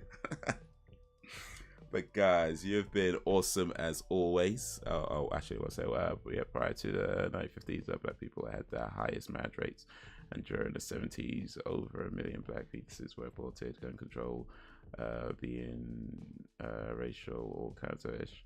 We'll also talk a little bit more about that on another stream, because that abortion thing is that's a whole thing in itself. So maybe save it for the next live stream. But I would say I've got some thoughts on that. Not entirely in agreement with you, Brax, but a little bit in agreement on some bits. But yeah, we'll save it for another time. But yeah, appreciate you guys. Big up to you and your crew. Appreciate you and all that you do. Thank you for coming through. Thank you for keeping me lively. Thank you for keeping me lively. Thank you for keeping the chat live. Well, yeah, I guess me lively too. But you've been awesome as always. Appreciate you guys. Thank you. I should be live streaming again next on Monday for movie night, watching Halloween 4 for movie night. And I did post a video today actually on the channel talking about She-Hulk, because I just watched She-Hulk. Posted some thoughts about that. I'll maybe post another video if I think of something, but if not, then yeah, Monday, good willing, 8:30 p.m. ish. Halloween 4. It's on Amazon. You have to buy it and or rent it, but you don't have to buy it and or rent it if you don't want to. You could just come along and have some fun, because that's how you roll. But yeah, anyway, guys, till whenever, if ever, peace.